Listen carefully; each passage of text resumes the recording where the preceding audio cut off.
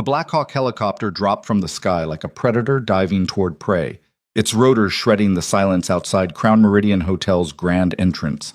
Armed soldiers poured through the revolving doors, boots hammering across polished marble, while terrified guests scattered. The commanding officer's voice cut through the chaos.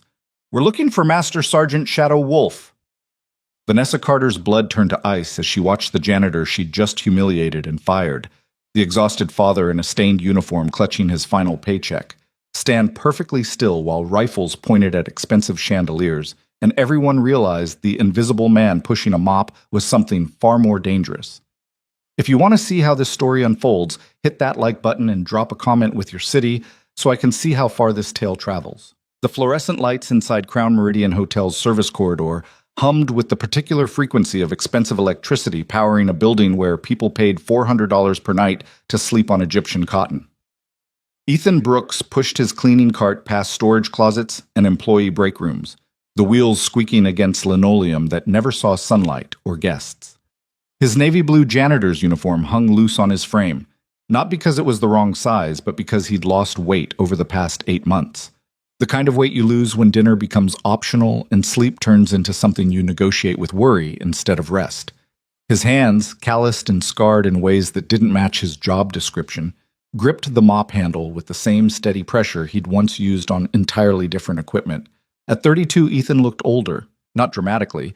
He didn't have gray hair or deep wrinkles, but there was something in his eyes that suggested he'd already lived several lifetimes and hadn't enjoyed most of them. The walkie-talkie clipped to his belt crackled. "Brooks, we need the grand lobby cleaned before the 3 o'clock board meeting. Spill near the fountain." Ethan pressed the button. "Copy. On my way." He navigated the service corridors with the efficiency of someone who'd spent 2 years memorizing every shortcut, every hidden passage that kept the hotel's working class invisible to its wealthy clientele.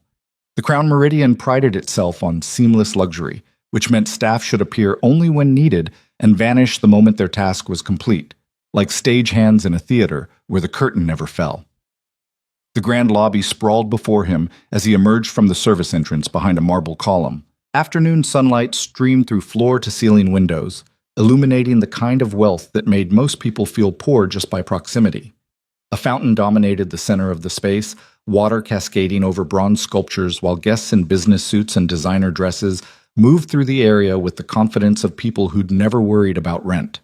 The spill was near the south side of the fountain, someone's overpriced coffee creating a beige puddle that threatened to stain the white marble.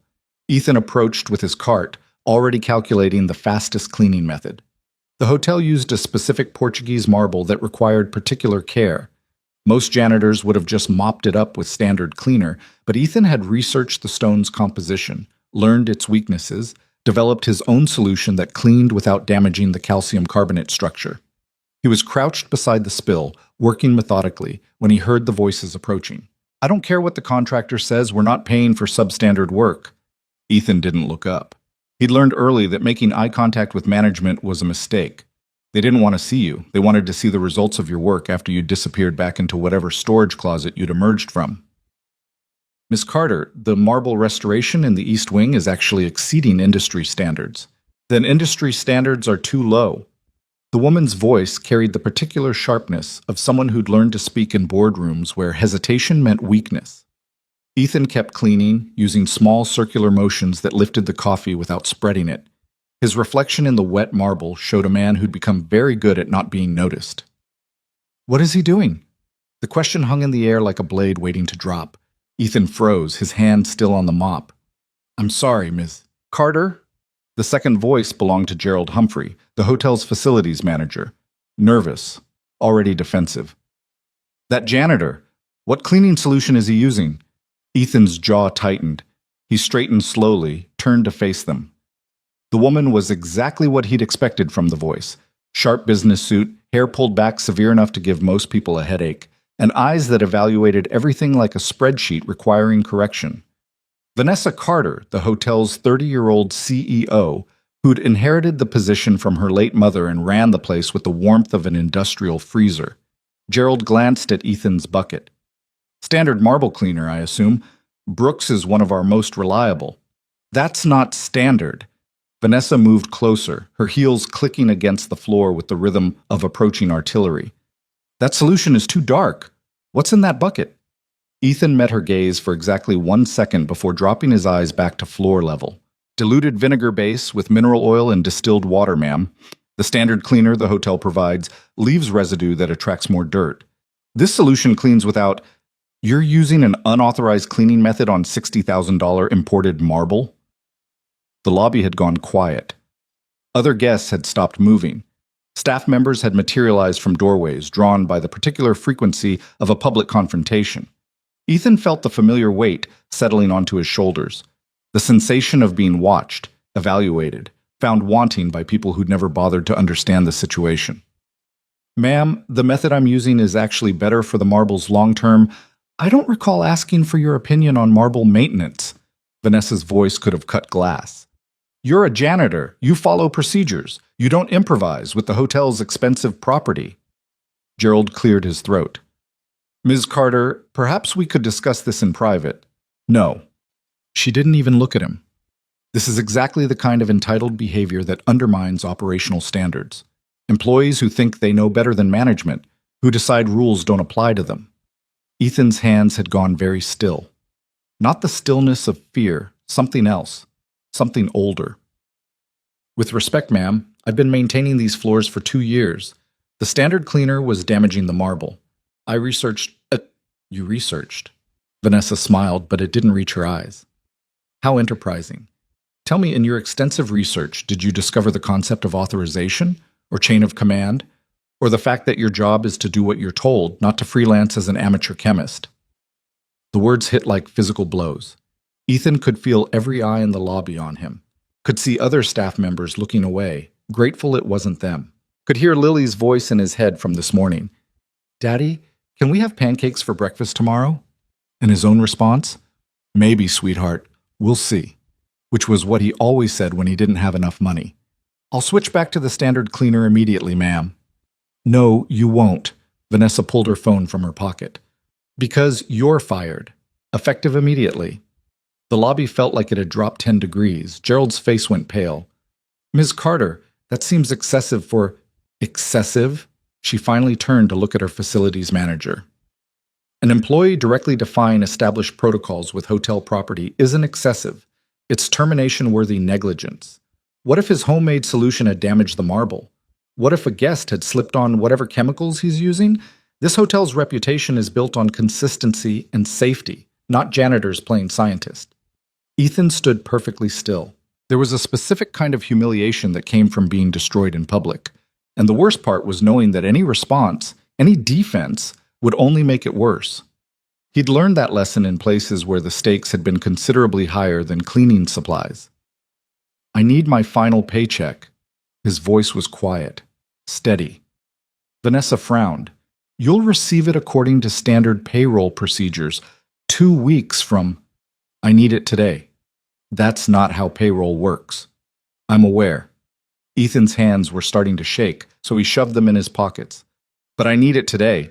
I have an expense that can't wait 2 weeks. Something flickered in Vanessa's expression. Maybe curiosity, maybe irritation at being questioned. What kind of expense? The entire lobby was listening. Dozens of strangers were about to hear about his daughter's medical bills, about the prescription that needed to be refilled by Friday, about the fact that he was $300 short and the pharmacy wouldn't extend credit anymore. A personal expense, ma'am. Then it can wait for standard payroll. Vanessa glanced at Gerald. Get him off the floor and make sure his badge is deactivated before he leaves the building. She turned to walk away. Ethan watched her go, watched the crowd part for her like water around a stone, watched her heels click against the marble he'd been trying to protect. Gerald approached, his expression somewhere between sympathy and relief that he wasn't the one being destroyed. Ethan, I'm sorry. I'll try to expedite the payroll, but it's fine. Ethan was already removing his employee badge, setting it on his cleaning cart. Thanks for hiring me in the first place. He walked toward the service entrance, past the whispering guests and the staff members who were suddenly very interested in their phones. The cart stayed behind. It belonged to the hotel. His uniform belonged to the hotel. Everything here belonged to someone else. The service corridor swallowed him. He moved through the familiar passages one final time, past the break room where he'd eaten lunch alone for 2 years, Past the time clock where he'd never been late once. Past the locker where he'd kept a photo of Lily taped inside the door. He changed into his street clothes, jeans and a faded gray t-shirt that had been washed so many times the original color was a guess. The locker room was empty. Everyone else was still working. His phone buzzed. A text from Lily's school. "Mr. Brooks?" Lily asked if she could stay for the after-school art program today. "No charge. Teachers hosting for kids who want extra time. Okay if she stays until 5? Relief and guilt hit simultaneously. Relief because he'd have time to figure out the paycheck situation without her watching him panic. Guilt because Lily never asked to stay late for anything. She knew money was tight, and extra time meant extra complications. He texted back, "Yes, thank you." Another message appeared, this one from Dr. Reyna's office. "Reminder, Lily's prescription needs to be refilled by Friday. Please confirm pickup time." Ethan closed his eyes, leaned his forehead against the locker door. The medication cost $340. His final check would have been $485. After rent, utilities, and groceries, he'd have exactly enough. In 2 weeks, that math would be completely different. He left through the employee entrance, emerging into the parking lot where staff vehicles sat in neat rows under the afternoon sun. His car was a 15-year-old sedan that had blown through reliable about 40,000 miles ago and was now operating on hope and mechanical spite. The passenger's side mirror was held on with duct tape. The check engine light had been on so long he'd stopped seeing it. He sat in the driver's seat without starting the engine, staring at the hotel's rear entrance. Through the windows, he could see the kitchen staff moving around, prepping for the dinner service. Normal people doing normal jobs, going home to normal problems that didn't involve explaining to an 8-year-old why her medicine might be delayed. His phone buzzed again. He almost ignored it, then saw the caller ID, Colonel Kane. Ethan stared at the name for 3 full seconds before rejecting the call. She'd been trying to reach him for 6 months. He'd been ignoring her for 6 months. Whatever she wanted, whatever they all wanted, the answer was the same as it had been when he'd walked away from that life. No. The phone immediately buzzed again. Same caller. Ethan answered this time, pressing the phone to his ear without saying anything. "Ethan." Colonel Rebecca Kane's voice hadn't changed, still carrying the authority of someone who expected orders to be followed. "Don't hang up." "I'm hanging up." "We need you." "No." "Ethan, I said no." His hand was gripping the steering wheel hard enough to make the old leather creak. "I'm done. I've been done. Whatever problem you're calling about, find someone else." "There is no one else. Not for this." "Then you're screwed." He started to pull the phone away from his ear. "It's children, Ethan." His hand froze.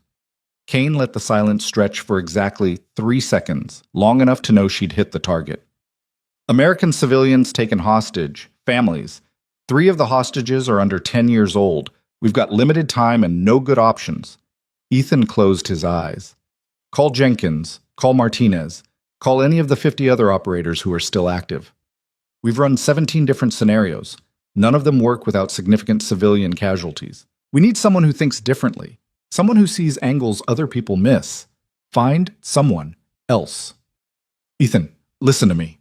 He hung up, sat in the silence of his dying car while the afternoon sun baked the parking lot, and his daughter was in art class making something cheerful, and his bank account mocked him, and Colonel Rebecca Kane knew exactly which words to use to carve open old wounds.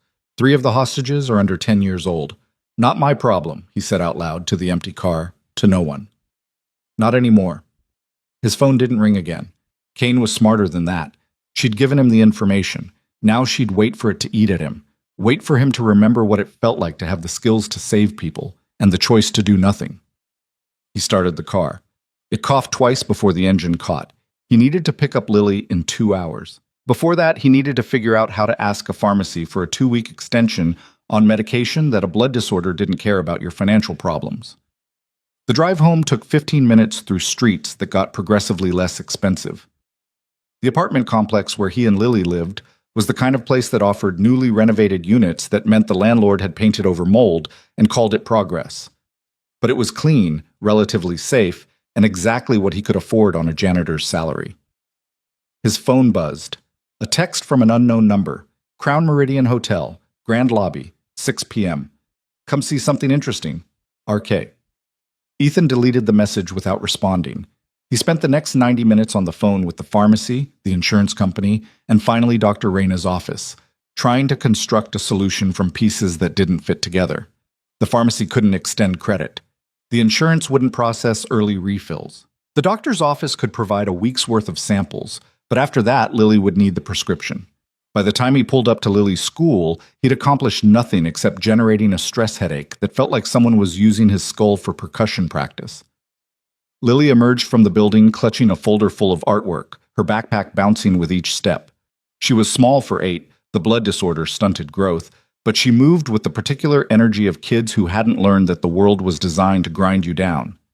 "Daddy!" She yanked open the passenger door and climbed in, already talking. "I made a painting of the ocean, even though I've never seen the ocean except in pictures.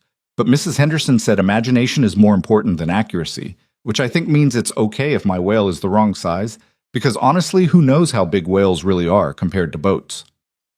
Ethan pulled away from the curb, smiling despite everything. "Sounds like Mrs. Henderson is a good teacher." "She is. She also said I have natural talent, which probably just means I stayed inside the lines better than Tommy Bradshaw, who basically just stabbed his paper with markers until it looked like a crime scene." Lily pulled out her paintings, shuffling through them. "This one's my favorite. It's supposed to be you and me at the beach." The painting showed 2 stick figures, one tall, one small, standing on yellow sand under a blue sky. The ocean was a series of wavy lines. The sun was a yellow circle with rays shooting out like spokes on a wheel. It was the kind of artwork that appeared flawless to parents and adequate to everyone else. "It's perfect," Ethan said quietly. "We should go to the beach sometime, like in the summer." "Can we?" The beach was an 8-hour drive. Gas, food, hotel, even a cheap trip would cost $600 minimum. "Maybe, sweetheart. We'll see." Lily's smile dimmed slightly. She was getting old enough to understand that "we'll see" meant "no, but I don't want to disappoint you." She tucked the painting back into her folder without comment.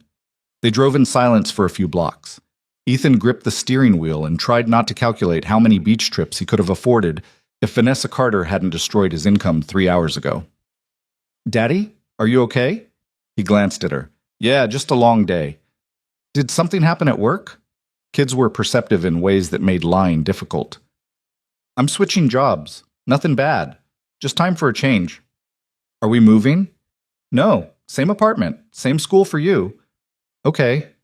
Lily pulled her backpack onto her lap, hugging it. "Because I like my school, and Mrs. Henderson said I could be in the advanced art class next year if I keep improving." "Then you'll keep improving." They reached the apartment complex. Ethan parked in his assigned space, number 43, right under a tree that dropped sap on his windshield with impressive consistency. Lily grabbed her backpack and folder, already moving toward the stairs. The apartment was on the 2nd floor, facing the parking lot. 1 bedroom, 1 bathroom, a kitchen that was technically part of the living room. Lily's room had her bed, her dresser, and her desk. Ethan slept on the couch and kept his clothes in garbage bags in the closet. It wasn't much, but it was theirs. Lily dumped her backpack by the door and headed straight for the small TV in the living room. "Can I watch cartoons before dinner?" 30 minutes, then homework." "I don't have homework. Mrs. Henderson said creativity can't be rushed." "Then 30 minutes of cartoons, then 30 minutes of reading. That's basically homework. That's basically how you get smart enough to have choices later." Lily flopped onto the couch with the dramatic sigh of someone deeply oppressed, but she was smiling. Ethan moved to the kitchen, opening the refrigerator to assess dinner options. Eggs, cheese, bread. He could make grilled cheese sandwiches and scrambled eggs. Not exciting, but nutritious enough. His phone buzzed. Another text from the unknown number, 6 p.m. "You'll want to see this." Ethan deleted it again. He made dinner while Lily watched cartoons, the apartment filling with the sounds of animated characters solving problems in 22 minutes. By the time he'd plated the food, he'd almost managed to push Colonel Kane's voice out of his head. 3 of the hostages are under 10 years old. "Dinner's ready." Lily appeared immediately, climbing onto one of the 2 chairs at their small table. She picked up her fork, examining the grilled cheese like it might contain secret ingredients. "Did you remember to—" "I didn't burn it this time," Ethan interrupted. "Promise." They ate in comfortable silence. Lily told him about art class, about Tommy Bradshaw's marker crime scene, about how her friend Sophia had a new puppy, and could they maybe get a puppy too? "Maybe when we have a bigger place," Ethan said. Puppies need space. Or a cat. Cats are smaller. Cats need space too. Or a fish. Fish are tiny. We'll see. Lily grinned. That means no. That means we'll see. After dinner, Lily did her reading, a book about a girl detective solving mysteries in her neighborhood, while Ethan cleaned up. The apartment's walls were thin enough that he could hear the neighbor's TV through the ceiling, the couple downstairs arguing about someone named Derek, who apparently couldn't be trusted with simple tasks.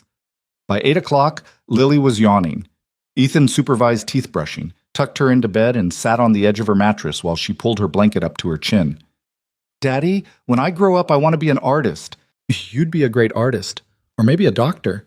Mrs. Henderson said artists don't always make money, but doctors definitely do. You can be whatever you want. That's what everyone says, but I don't think it's true. I think you can be whatever you work hard enough to become, but some things are harder than others. She yawned again. Like being an astronaut is probably really hard. Probably.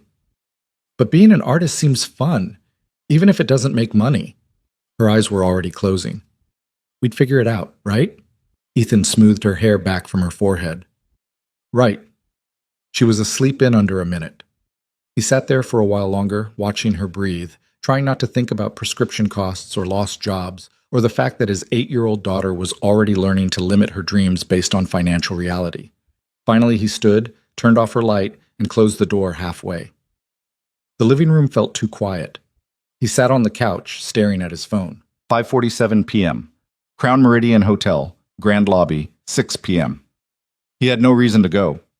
Whatever Kane wanted to show him, it was a manipulation tactic designed to pull him back into a life he'd deliberately left behind. She knew he couldn't resist a puzzle, knew he'd spent years training to see problems and solve them, knew that telling him something interesting was happening was the equivalent of dangling bait. He wasn't going. He stood up, grabbed his car keys, and left. The drive back to Crown Meridian took 12 minutes. He parked in the guest lot this time. His employee badge had been deactivated, and the staff entrance would have rejected him like the system purging a virus. The sun was setting, painting the hotel's glass exterior in shades of orange and gold. Ethan walked through the main entrance.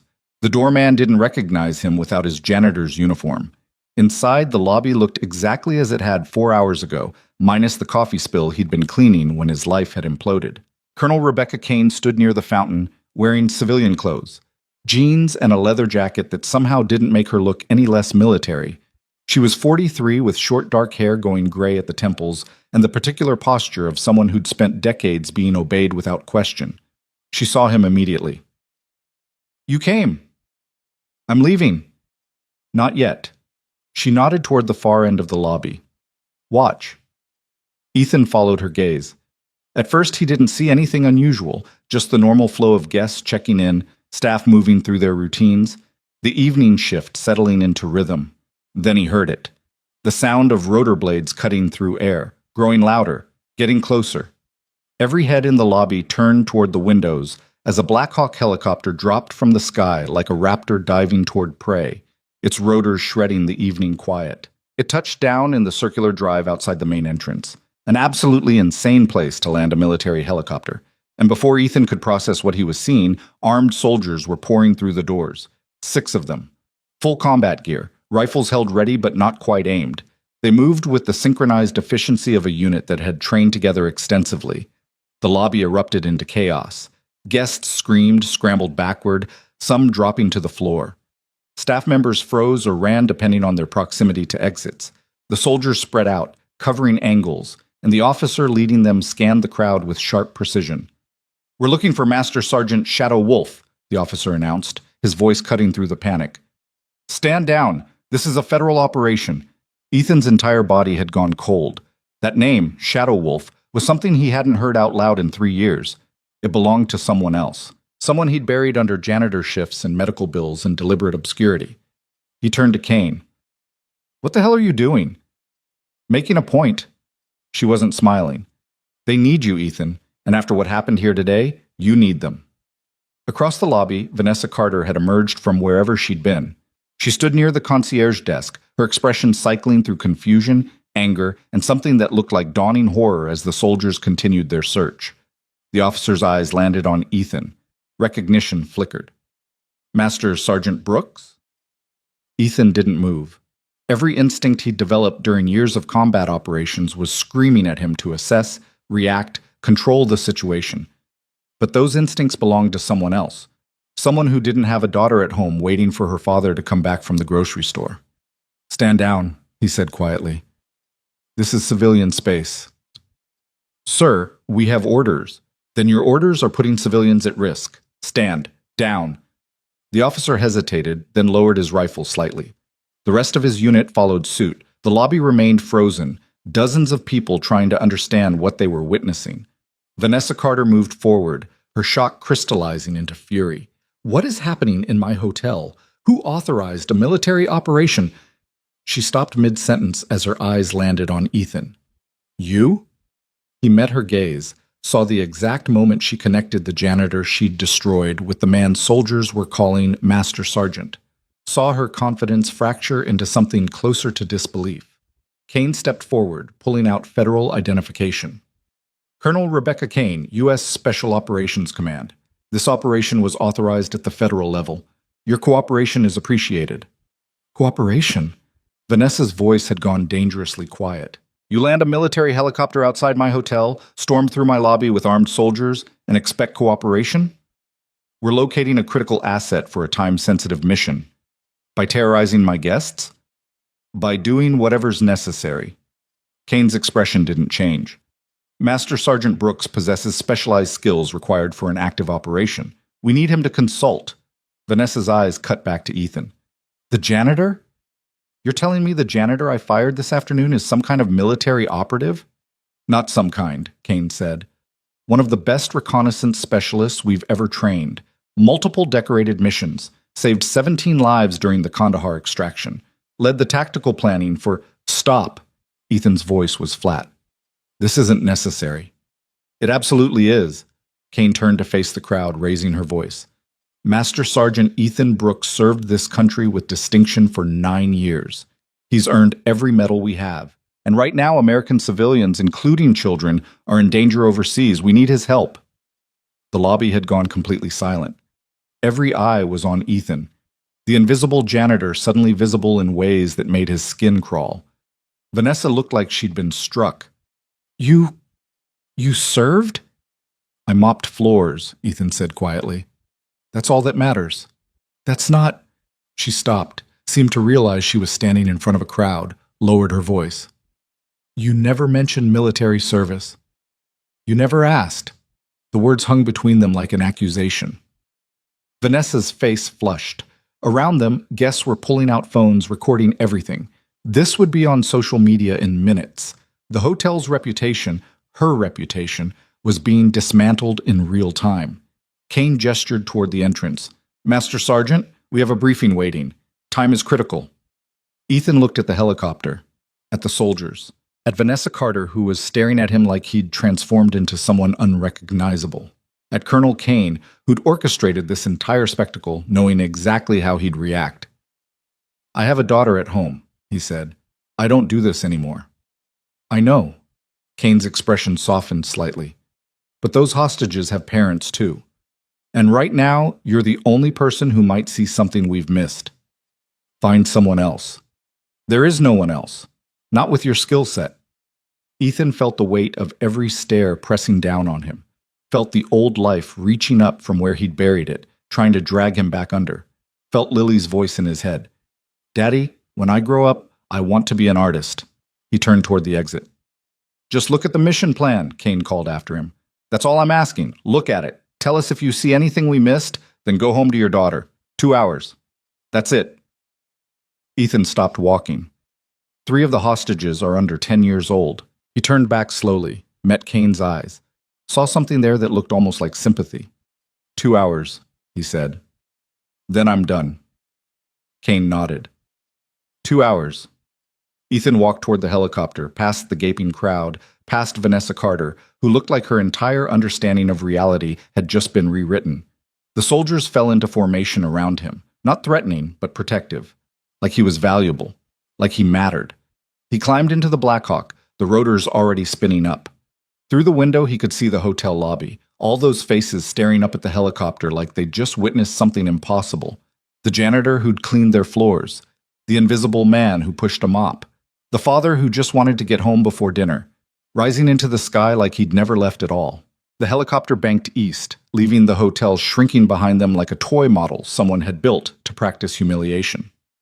Ethan sat strapped into the jump seat, his hands resting on his knees with the forced stillness of someone who'd learned that movement drew attention. The soldier sitting across from him kept glancing over, not quite staring, but clearly reassessing the man they'd been sent to retrieve.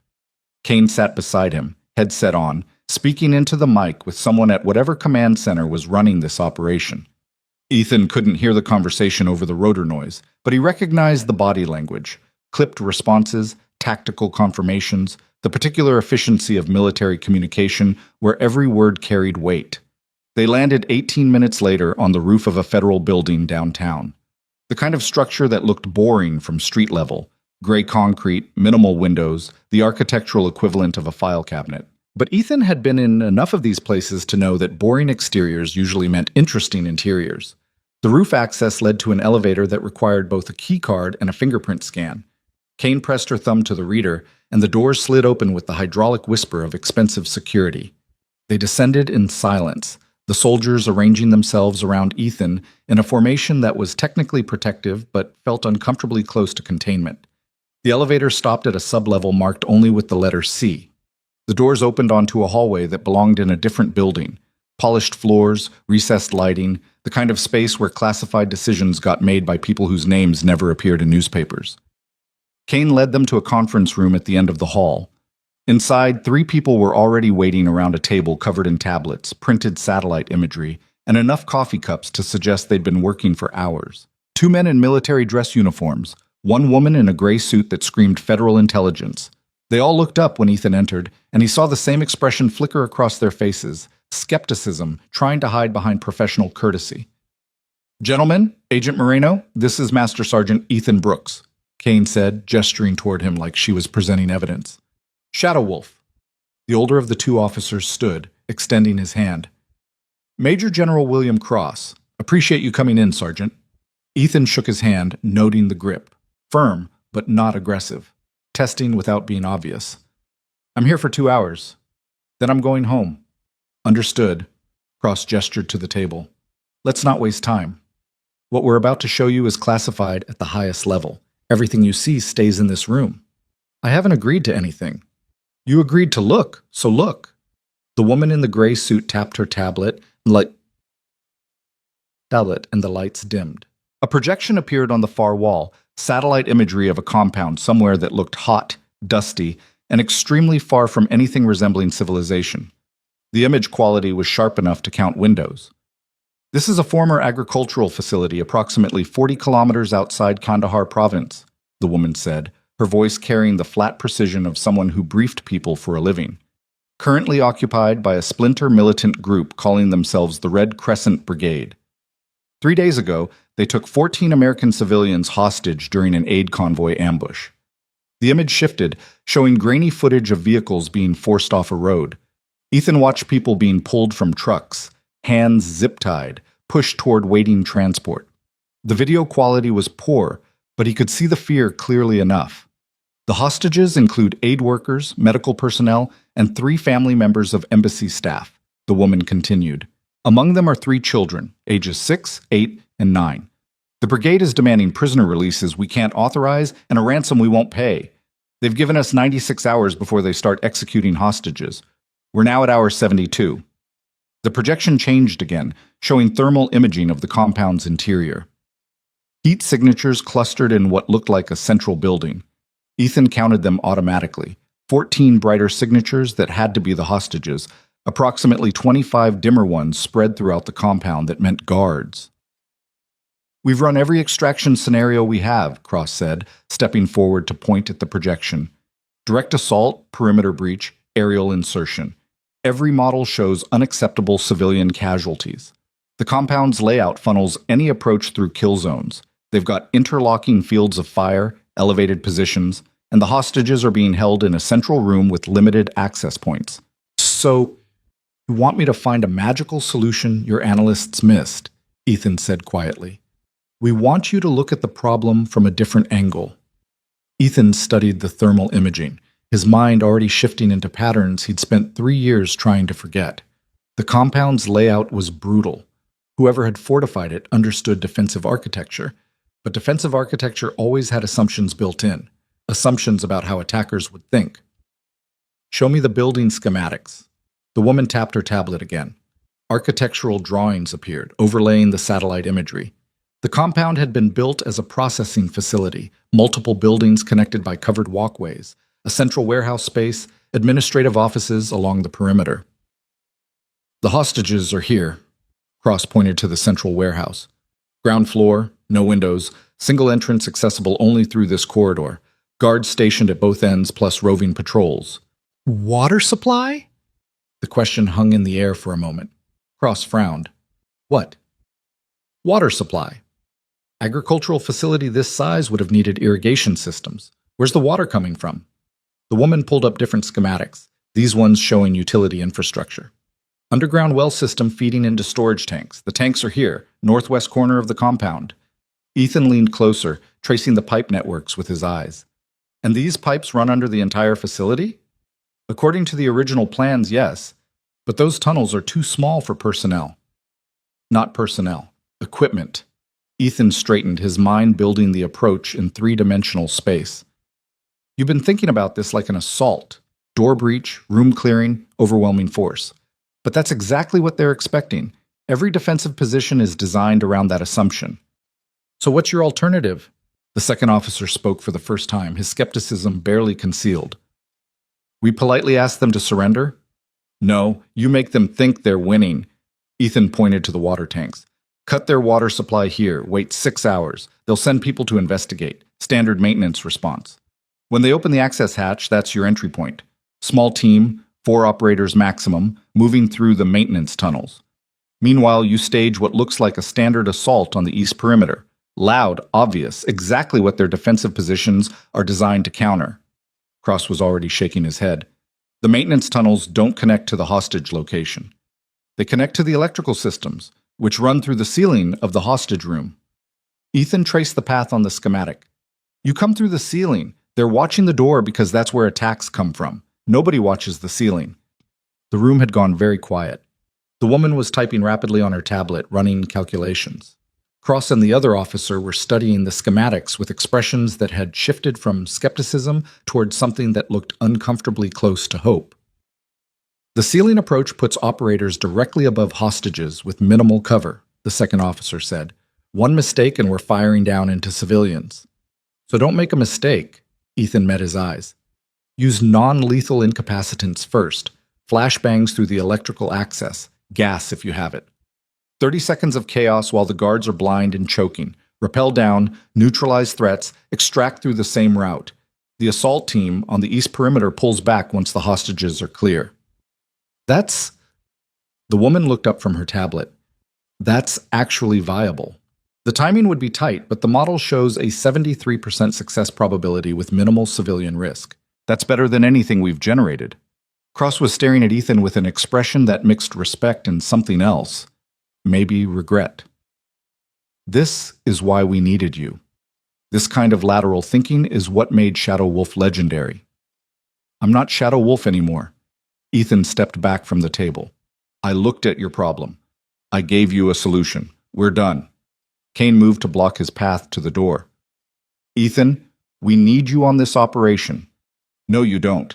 You've got dozens of operators who can execute what I just described. But if something goes wrong, then they adapt. That's what training is for. He could feel the old instincts trying to pull him back in, the part of his brain that still thought in terms of tactical problems and optimal solutions. I came here because you said 2 hours. It's been 45 minutes. I'm leaving. Cross cleared his throat. Sergeant Brooks, I understand your position.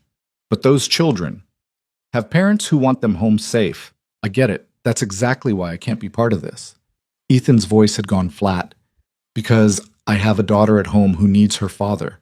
And every time I've told myself just one more mission, I've gotten deeper into something I can't escape. So no. Find someone else.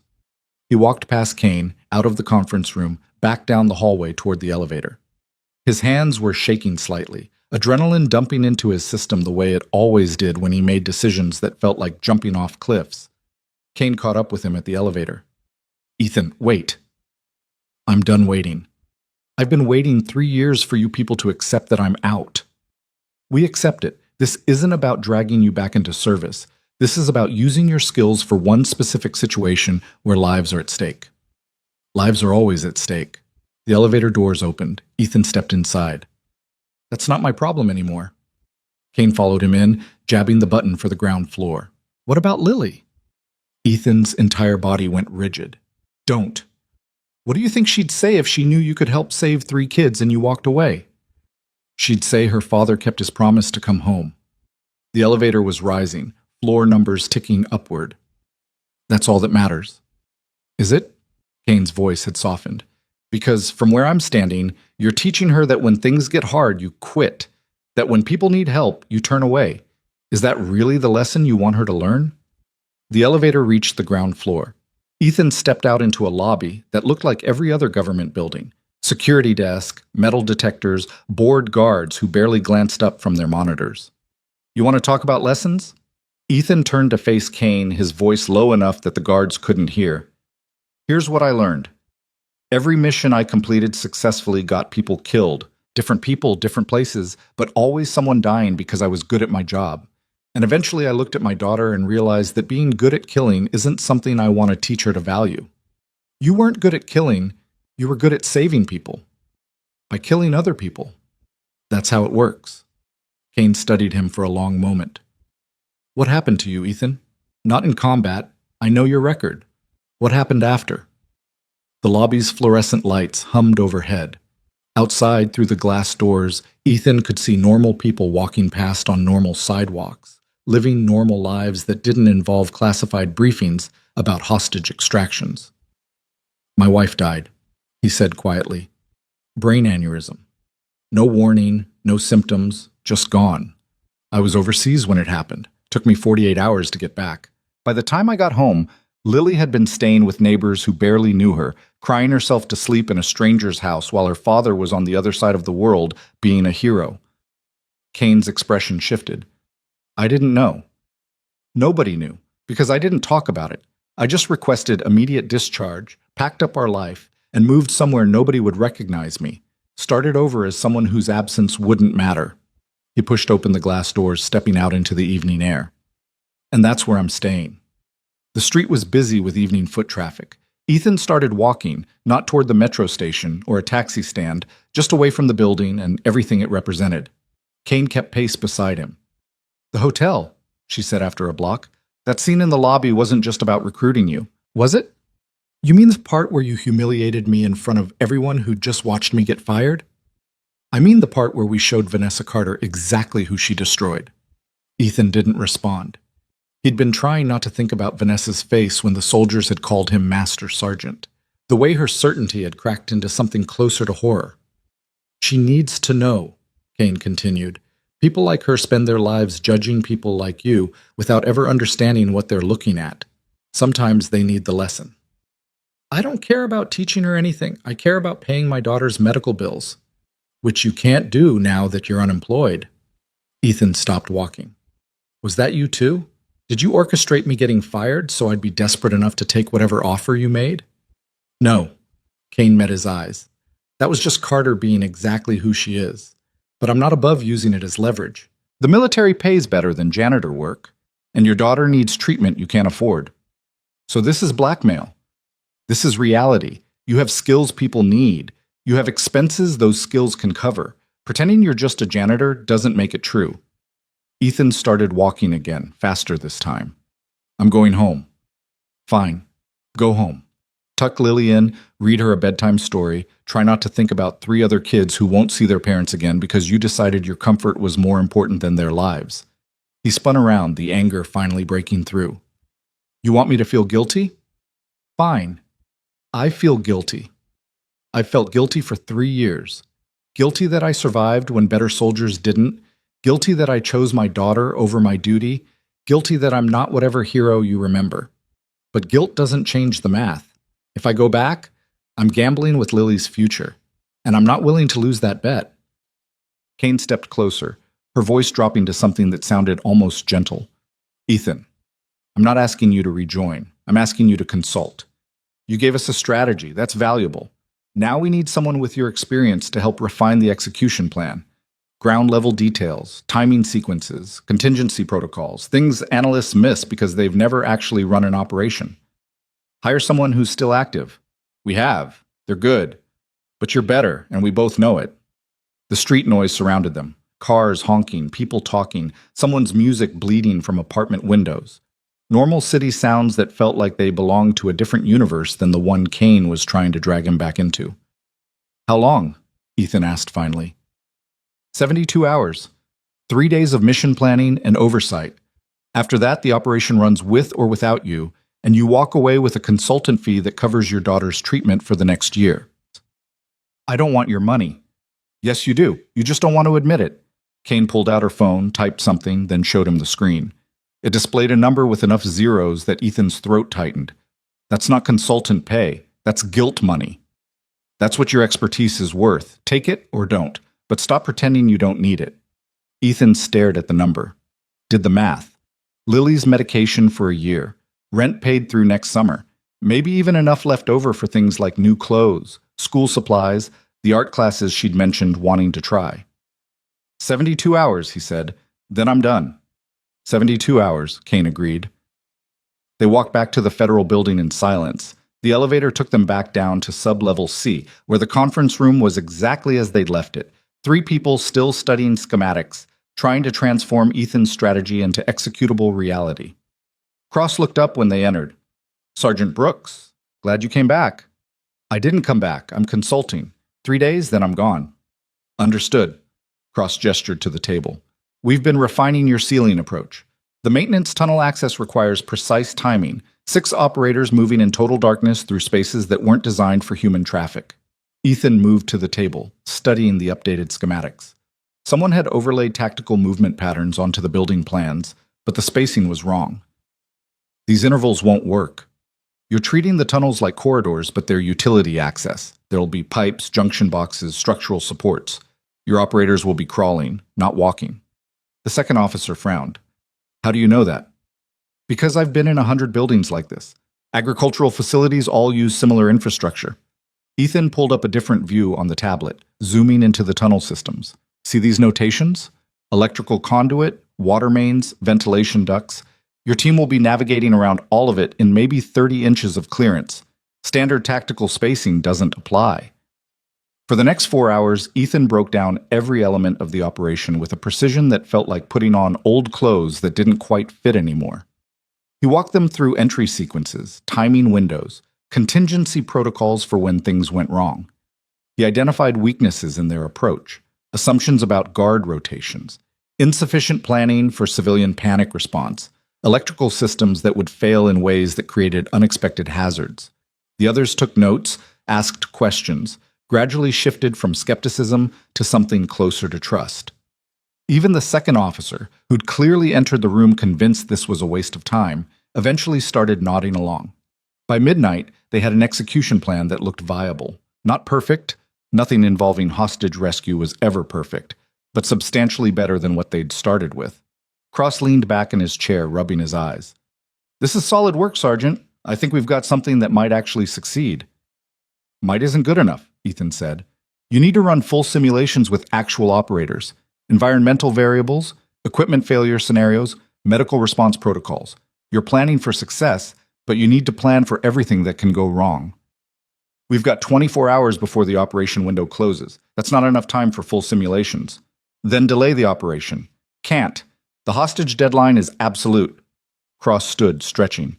We'll brief the tactical team at 0600, run what simulations we can, and execute 36 hours from now. That's the timeline. Ethan felt the familiar weight settling onto his shoulders. The knowledge that people were going to implement his strategy, and if it failed, he'd carry that weight forever. I need to go home. Check on my daughter. Understood. Kane will drive you. In the elevator going up, Kane glanced at him. You did good work tonight. I gave you a plan that might get people killed. Or might save them. That's how this works. They emerged into the building's lobby. Outside, the city had shifted into its late-night mode. Fewer pedestrians, more shadows, the particular quiet that came when regular people were sleeping and only insomniacs and third-shift workers were still moving around.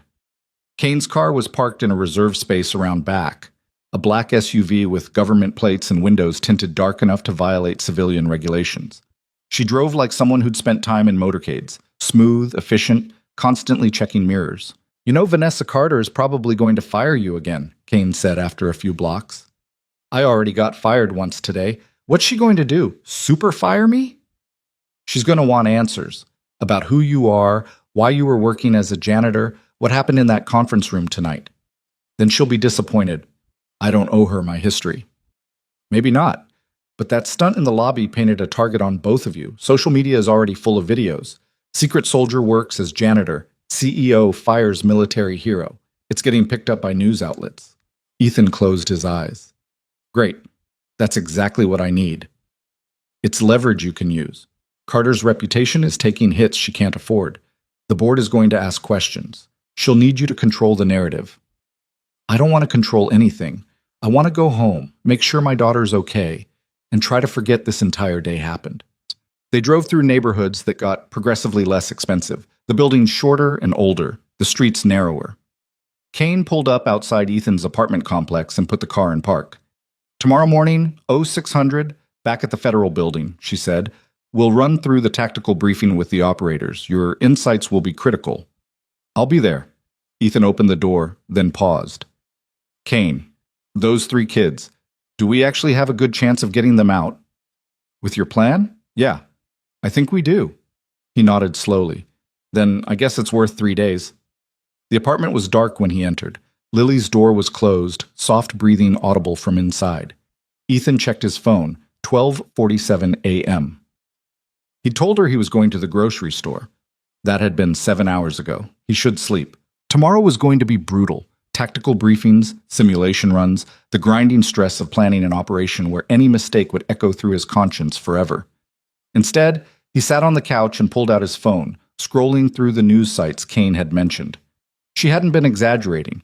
The hotel footage was everywhere. Shaky cell phone videos of soldiers storming through the lobby, of Vanessa Carter's face when she'd realized the janitor was a decorated veteran, of Ethan walking toward the helicopter like he'd stepped out of someone else's life. The comment sections were predictably divided. Half the people called him a hero. The other half questioned why a veteran was working as a janitor. Nobody seemed to understand that both things could be true simultaneously. His phone buzzed, a text from an unknown number. "We need to talk. Tomorrow, my office, 10 a.m. V. Carter." Ethan stared at the message, considered ignoring it. But Kane's words echoed in his head. Carter's reputation was damaged, and she'd want to control the narrative, which meant she'd want his cooperation, which meant he had leverage for the first time since she'd fired him. He texted back, "Can't tomorrow, Friday, 2 p.m. The response came almost immediately. "This isn't a request." "Then it's a good thing I don't work for you anymore." He turned off his phone before she could respond, stretched out on the couch, and tried to sleep. His mind kept running through tactical scenarios, insertion angles, timing sequences, contingency protocols. The old patterns were still there, buried under 3 years of determined obscurity, but not forgotten. Never forgotten. Lily's door opened around 2 a.m. She shuffled out in her pajamas, rubbing her eyes. "Daddy? When did you get home?" "A while ago, sweetheart. Everything's okay. You were gone a long time for groceries." "I know. I'm sorry. Something came up."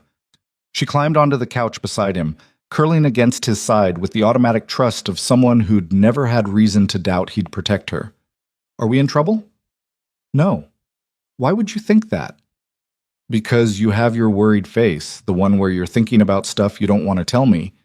Ethan wrapped his arm around her shoulders. "I'm working on a project. It's going to keep me busy for a few days, but everything's fine." "What kind of project?" "The boring kind. Lots of planning and meetings." "That does sound boring." Lily yawned. "Can we still have pancakes on Friday?" "Definitely." "Even if the project isn't done?" "Even then." She was asleep again in minutes. Ethan sat there holding her, watching the shadows shift across the ceiling, trying not to calculate the odds of the operation succeeding or the cost of it failing. trying not to think about 3 other children who were probably terrified right now, waiting for adults to save them, trying not to acknowledge that he'd already made the decision to see this through, regardless of what it cost him. The sun rose slowly, painting the apartment in shades of gray that gradually brightened toward something that might pass for hope. Ethan untangled himself from Lily, carried her back to her room, tucked her in properly. She didn't wake up. He made coffee, checked his phone, found 17 missed calls and 34 text messages. Most of them were from numbers he didn't recognize, probably journalists who'd gotten his information somehow. One was from Kane, reminding him about the 6 a.m. briefing. One was from Dr. Reyna's office, asking about the prescription refill. And one was from Vanessa Carter, Friday, 2 p.m. "Don't make me regret giving you another chance." Ethan almost laughed. She thought she was giving him a chance, like he needed her permission to exist. He texted back, "See you then." At 5:30 a.m., he left a note for Lily on the kitchen counter. Had to leave early for work. "Mrs. Chen downstairs will take you to school. Love you." And headed out to meet Kane. The federal building looked different in early morning light, less imposing and more tired. Kane was waiting in the lobby with coffee and what looked like resignation. "You look like hell," she said by way of greeting. "Didn't sleep much." "Yeah, well, join the club." She handed him the coffee. "The tactical team is already in the conference room. They've been briefed on your strategy, but they've got questions. Lots of questions."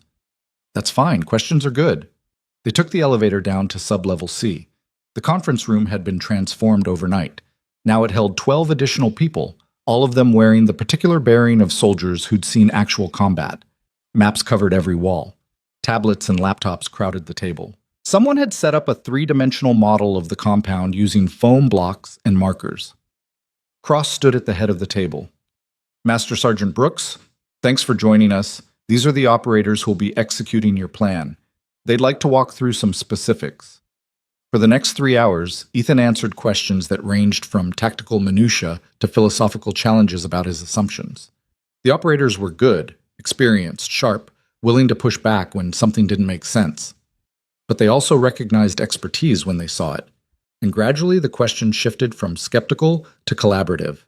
By 9 a.m., they'd refined the operation to something that looked executable. Not guaranteed, nothing was ever guaranteed, but viable. Cross dismissed the team for a break. Ethan stayed behind, staring at the 3-dimensional model, trying to see all the ways it could fail. Kane appeared beside him. "You need to eat something. I need to make sure these people don't die following my advice." "You've done everything you can. The rest is on them." Ethan picked up one of the foam blocks representing the hostage building, turned it over in his hands. "I keep thinking about Lily, about how I'm betting other people's children's lives on a strategy I came up with in 45 minutes. You're betting their lives on experience that took you years to develop. That's different. Is it?" Kane didn't answer. After a moment, she said, "You know Carter is going to offer you a job. I don't want a job at that hotel. Not as a janitor, something else. She's drowning in bad publicity and you're the life preserver she thinks will save her. Then she's going to be disappointed. Maybe. Or maybe you'll surprise yourself." Ethan set down the foam block. "I should go. Lily's school gets out at 3. I need to be there. The briefing runs until noon. You can leave after. I'm leaving now." Kane studied him for a moment, then nodded. "Okay, but Ethan, thank you for what you've done here. It matters. It'll matter when those kids get home safe. Until then, it's just theory." He walked out of the conference room, back through the corridors and up the elevator, and out into morning sunlight that felt too bright for the weight he was carrying. His phone showed 3 more missed calls from Vanessa Carter and one from Dr. Reyna's office. He called the doctor's office first. The receptionist who answered sounded tired. "Mr. Brooks, we've been trying to reach you about Lily's prescription. We can provide samples for 1 more week, but after that you'll need to arrange payment with the pharmacy. I'll have the money by Monday. Are you sure? Because if there's a gap in her medication, I'm sure." He wasn't, not entirely, but certainty was what the situation required. "Thank you for the samples." He hung up, stared at his phone, then called Vanessa Carter. She answered on the first ring. "Mr. Brooks, I was beginning to think you were avoiding me. I've been busy. So I've noticed. The entire internet has noticed." Her voice carried that same sharp edge from yesterday, but something underneath it had shifted. We need to discuss what happened in my lobby. I'll be there Friday at 2. I'd prefer today. Friday, 2 p.m. That's what works for me. There was a long pause. Then, quietly, fine. Friday at 2. But Mr. Brooks? Come prepared to answer questions, because right now I have a lot of them. So do I, Ms. Carter. So do I. He ended the call, shoved his phone in his pocket, and started walking home. The morning was crisp, the kind of weather that made you believe things might work out despite all evidence to the contrary. Somewhere across the world, 3 children were waiting to be rescued. Somewhere in his apartment, his own daughter was probably waking up, wondering why her father kept disappearing. And somewhere in the space between those two realities, Ethan Brooks, janitor, soldier, father, was trying to figure out who he was supposed to be now that the invisible life he'd built had exploded into something he couldn't hide from anymore. By Thursday afternoon, the internet had decided Ethan Brooks was either a hero or a fraud, with no middle ground permitted. The videos from the hotel lobby had spawned a dozen think pieces about military service, class warfare, and the invisible workforce that kept luxury running. Twitter had turned his name into a hashtag. Reddit was trying to find his military records. Someone had started a GoFundMe that he hadn't asked for and didn't want. Ethan sat in the federal building's conference room, watching all of this unfold on muted news channels, while the tactical team ran their final simulations. The operation was scheduled for tomorrow at dawn, overseas time, which meant tonight at 11 p.m. local. 36 hours of planning compressed into something that would either succeed in 17 minutes or fail catastrophically. Cross walked over, holding a tablet that showed real-time satellite feeds of the compound. Guard rotation just changed. Pattern matches what we predicted. Everything's tracking. Patterns change. Ethan didn't look away from the feeds. You need contingencies for if they've altered their security because they know we're coming. We have contingencies. Do you have contingencies for your contingencies? Cross sat down, the chair creaking under his weight. Sergeant Brooks, I've been running operations for 20 years. I know what I'm doing. So did the commanders who planned the operations that got my friends killed. Ethan finally turned to face him. I'm not questioning your competence. I'm saying that confidence kills people just as dead as incompetence. Noted. Cross set down the tablet. The team is ready. They've run the sequence 40 times. They know their jobs. Knowing your job doesn't mean the job goes according to plan. Then what do you want me to say? That this might fail? It might. That people might die. They might. But sitting here catastrophizing doesn't change those odds. Ethan leaned back in his chair, exhausted in ways that sleep wouldn't fix. I want you to promise me something. If this goes wrong, if civilians get hurt because of my strategy, I want that in the official record. My name, my plan, my responsibility. That's not how after-action reports work. Make it how they work.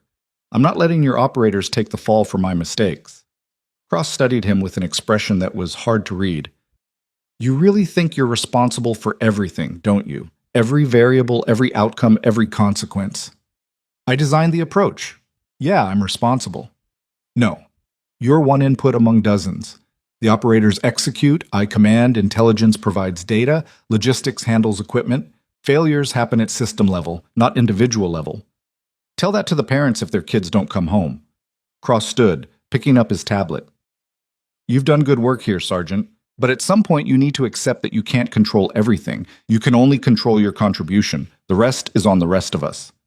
He walked away, leaving Ethan alone with the satellite feeds and the news coverage and the countdown timer showing 8 hours until execution. Kane appeared a few minutes later with sandwiches that looked like they'd been assembled by someone who considered food a logistical requirement rather than a pleasure. You need to eat. I need this operation to succeed.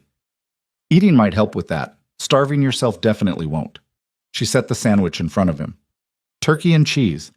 It's not great, but it's protein. Ethan picked it up more to make her stop hovering than because he was hungry. The bread was dry. The turkey probably came from a bulk container, but Kane was right. It was protein. Carter called me, Kane said, sitting across from him. Wanted to know if I'd brief her on your military background before your meeting tomorrow. What'd you tell her? That she should ask you herself, that it's not my story to share. Kane pulled out her own sandwich, examined it with mild disgust. But between you and me, she's spiraling. The board is asking questions she can't answer. The media is painting her as the CEO who fired a war hero. Her mother's legacy is getting dragged through comparison pieces about leadership styles. Not my problem. It became your problem when we landed that helicopter in her lobby. Kane took a bite of her sandwich, chewed thoughtfully. She's going to offer you a position, something high level, probably director of security operations.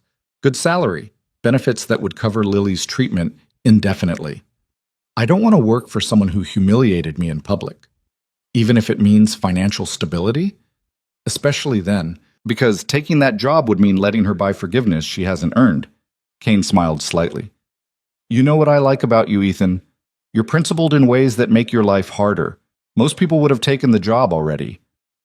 Most people don't have my reasons for not trusting authority figures who wield power carelessly.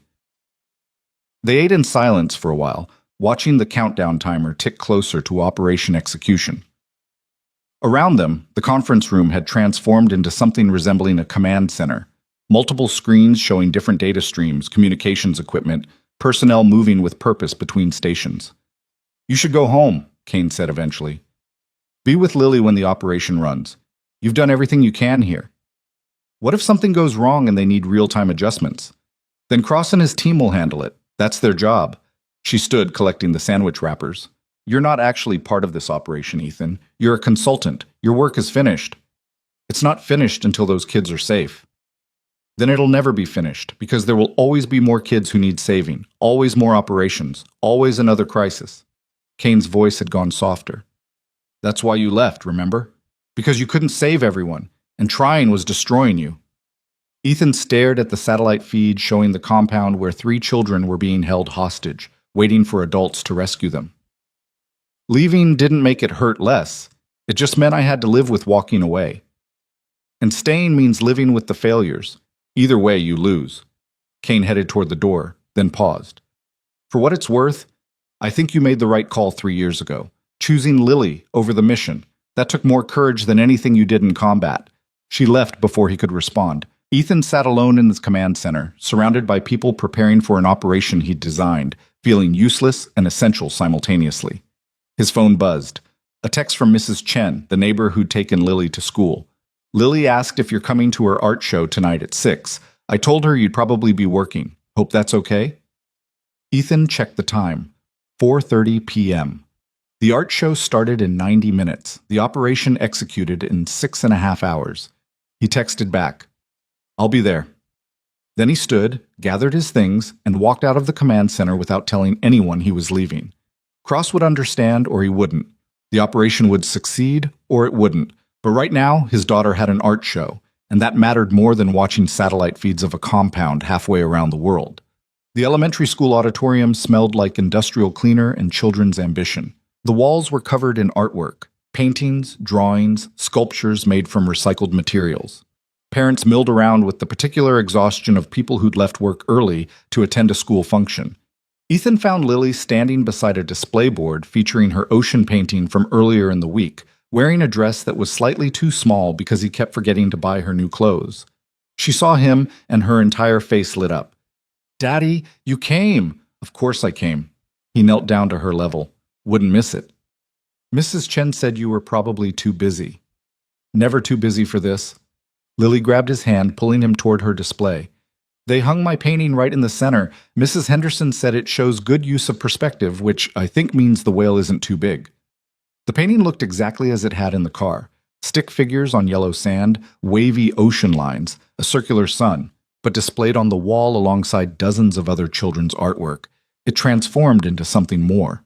Evidence of imagination, proof that his daughter could see beauty even when life gave her reasons not to. It's perfect, Ethan said quietly. They walked through the auditorium, looking at other kids' work. Lily provided commentary on each piece. Whose was better than hers, whose wasn't, who had clearly gotten help from their parents, versus who had done it themselves.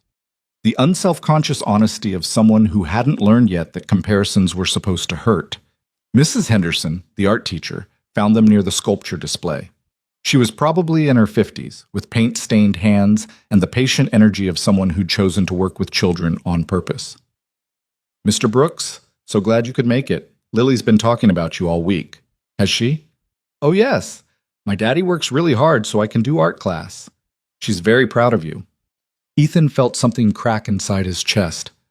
I'm proud of her too. She's talented. Real natural instinct for color and composition. If she keeps developing, she could do something special with this. She can do whatever she wants. Mrs. Henderson smiled. That's exactly the right answer. The art show lasted an hour. Afterward, Ethan and Lily walked to a small diner 3 blocks from their apartment, the kind of place that served breakfast all day and didn't judge you for ordering pancakes at 7 p.m.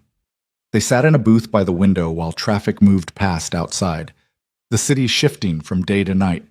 Lily ordered pancakes with chocolate chips. Ethan got coffee and tried to remember the last time he'd eaten a real meal. Daddy, can I ask you something? Always. Are you in trouble? The question landed like a physical blow. Ethan set down his coffee cup carefully.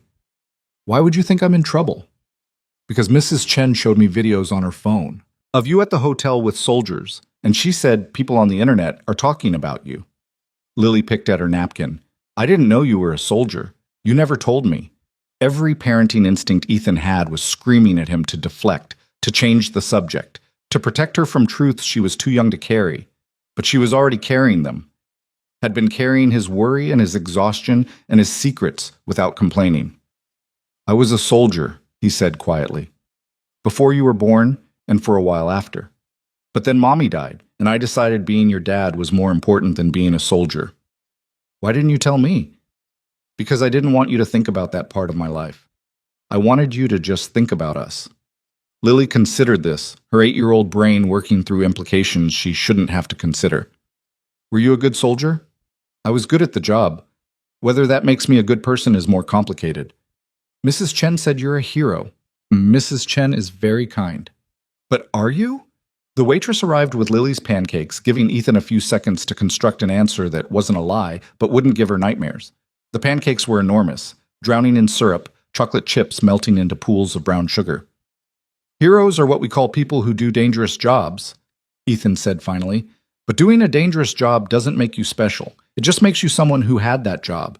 The important part is what you do afterward. And what did you do afterward? I became your dad, which is the only job I've ever had that really mattered. Lily smiled, cutting into her pancakes. That's a good answer. They ate in comfortable silence, the diner humming around them with the low conversation of other people's lives. Normal people who probably weren't thinking about hostage rescues or military operations or the weight of choices that couldn't be unmade. Ethan's phone buzzed. He glanced at the screen. A text from Kane. Operation is go. T-minus 3 hours. You should get some rest. He typed back. Not happening, then put the phone away. Lily had chocolate on her face.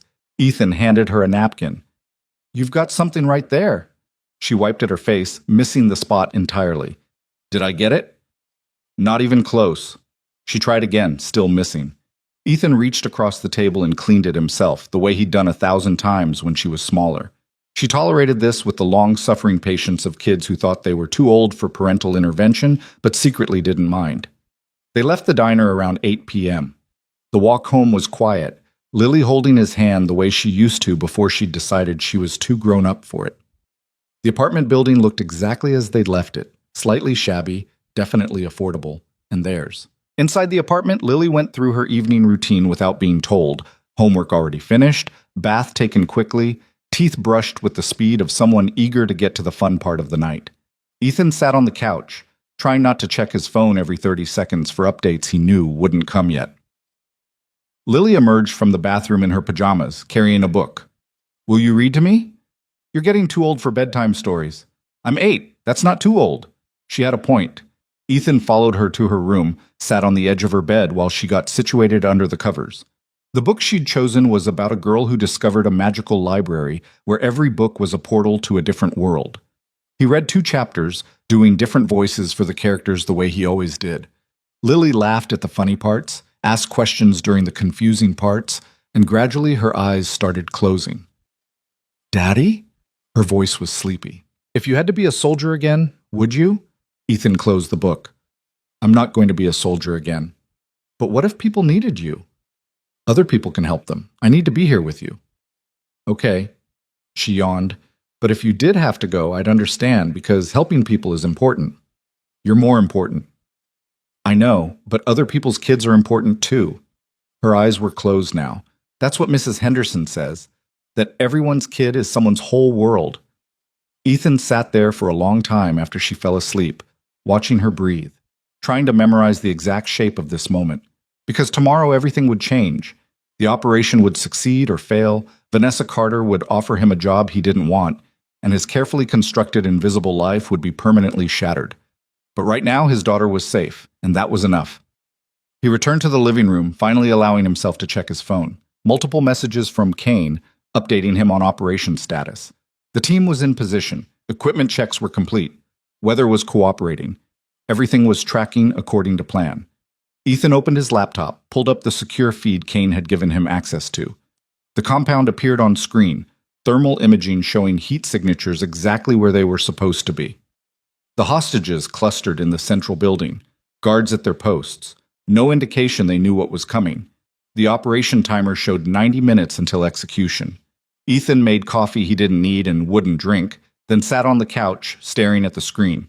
Watching people who didn't know they were being watched, preparing to implement a strategy he designed, betting everything on his ability to see angles other people missed. His phone rang, Kane's number. "You're supposed to be sleeping," she said when he answered. "You're supposed to be commanding an operation." "Cross is commanding." "I'm observing. There's a difference." Background noise suggested she was in some kind of tactical operations center, equipment humming, people talking in low voices. "Wanted to check in, see if you had any last-minute insights. Don't let them rush. Rushing gets people killed." "Noted. Anything else?" "Yeah. If this goes wrong, make sure someone tells the hostages' families that we tried, that we didn't just abandon them." "Ethan, it's not going to go wrong. You don't know that." "No, I don't. But I know we've done everything possible to make it succeed. The rest is just execution." She paused. "How's Lily?" "Asleep, dreaming about whatever 8-year-olds dream about." "That's good. That's what we're doing this for, so kids can sleep safely and dream about kid things." "Is it?" Ethan's voice came out harsher than intended. "Because from where I'm sitting, it feels like we're doing this because we didn't find a better solution."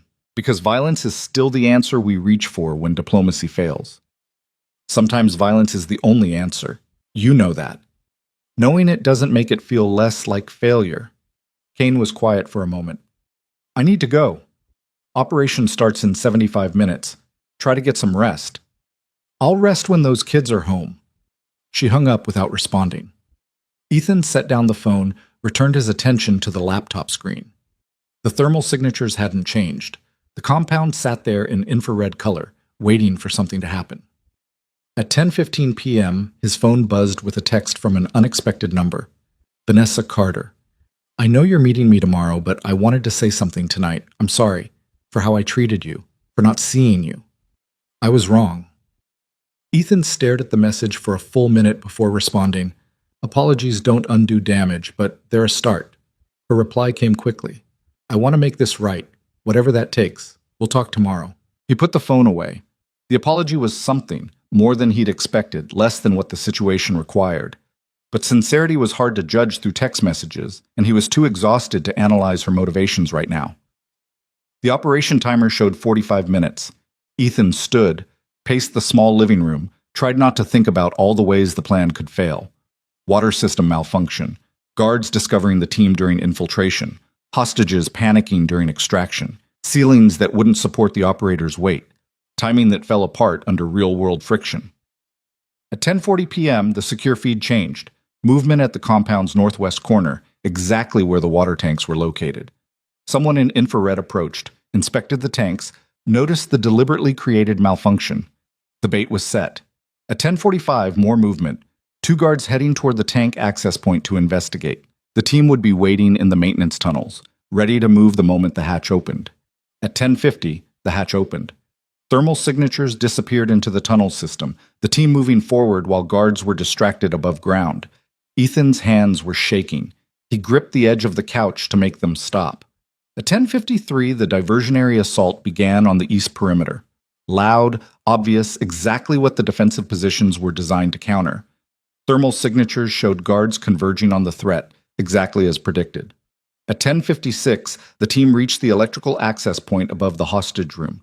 Ethan could see them on thermal, 4 signatures clustered at ceiling level, right above the 14 signatures that represented American civilians waiting to be saved. At 10:57, chaos. Flashbangs detonated inside the hostage room. The thermal imaging went white with heat bloom, then resolved into confused movement. Signatures scattering, operators dropping from ceiling, guards stumbling blind and disoriented. Gunfire. Brief, precise, controlled. 3 guard signatures going down. The rest retreating or surrendering. At 10:59, the hostages were moving. Being guided, carried, rushed toward the extraction point through the maintenance tunnels, while the diversionary assault kept the compound's attention focused elsewhere. At 11:02, the last hostage cleared the tunnel system.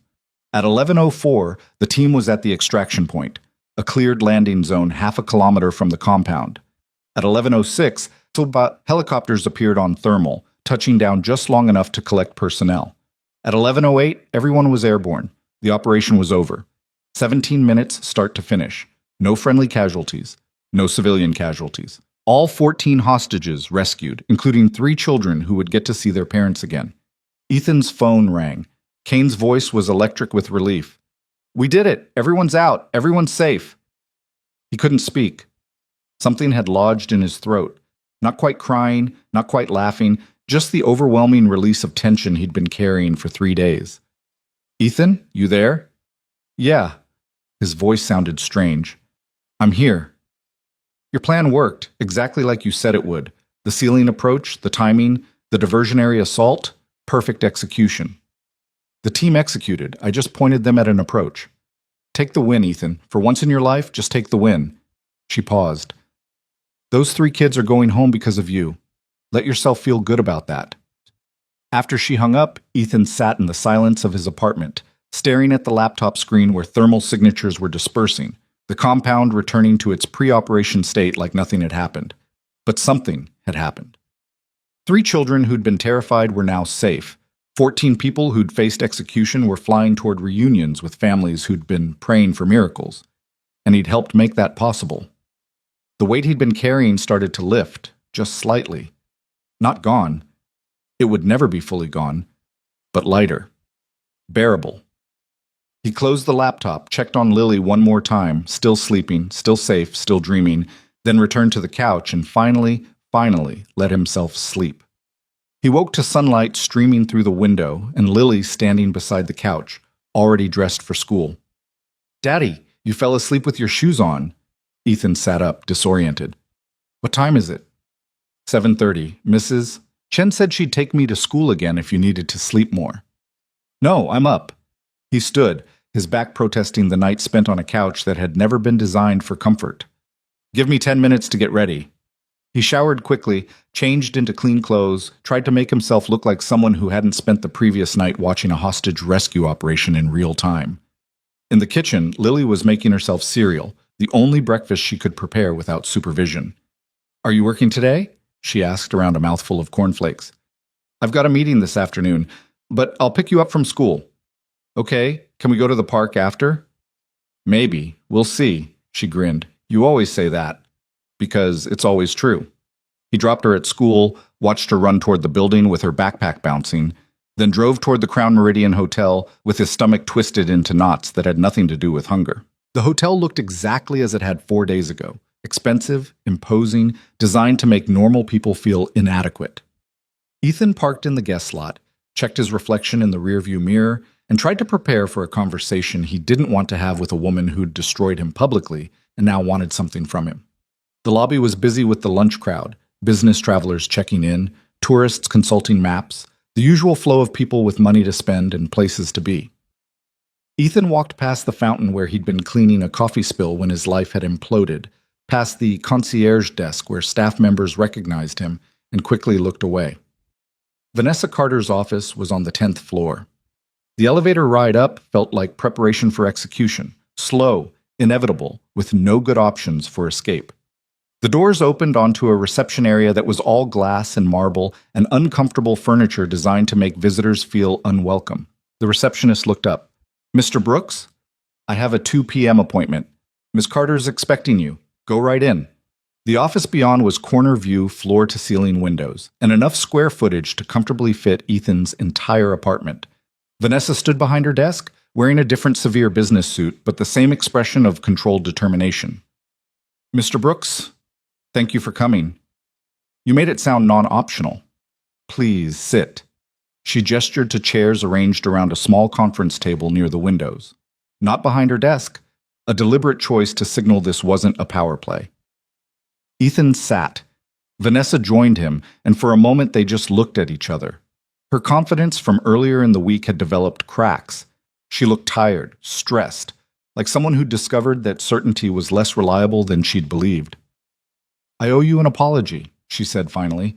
A real one, not just a text message. What I did to you in the lobby was inexcusable. I didn't listen. I didn't ask questions. I just assumed I knew better and destroyed you publicly. You did. I know, and I can't undo that, but I can try to make it right. She pulled out a folder, set it on the table between them. I'm offering you the position of Director of Security Operations for the entire Crown Meridian hotel chain. $90,000 a year, full benefits, medical coverage that would handle your daughter's treatment indefinitely. Ethan didn't touch the folder. Why? Because you're qualified. Because you have skills we need. Because... No. Why are you really offering this? He leaned forward. Is it because you feel guilty? Because the board is pressuring you? Because you need me to fix your public relations disaster? Vanessa's expression flickered, surprised that he'd cut through to the core that fast. All of those reasons. And one more, which is? Because watching those soldiers call you Master Sergeant made me realize I've spent my entire career evaluating people based on surfaces, job titles, appearances, whether they fit my expectations. And I've missed everything that actually matters. She met his eyes. You spent 2 years keeping this hotel running better than anyone realized. You researched marble composition so you could do your job better than the manual required. You showed up early, stayed late, never complained, and I never saw you until soldiers forced me to. That's what being invisible means. You're only seen when you become useful to people who matter. You mattered the entire time, I just didn't notice. Ethan picked up the folder, flipped through the offer letter. The salary was real.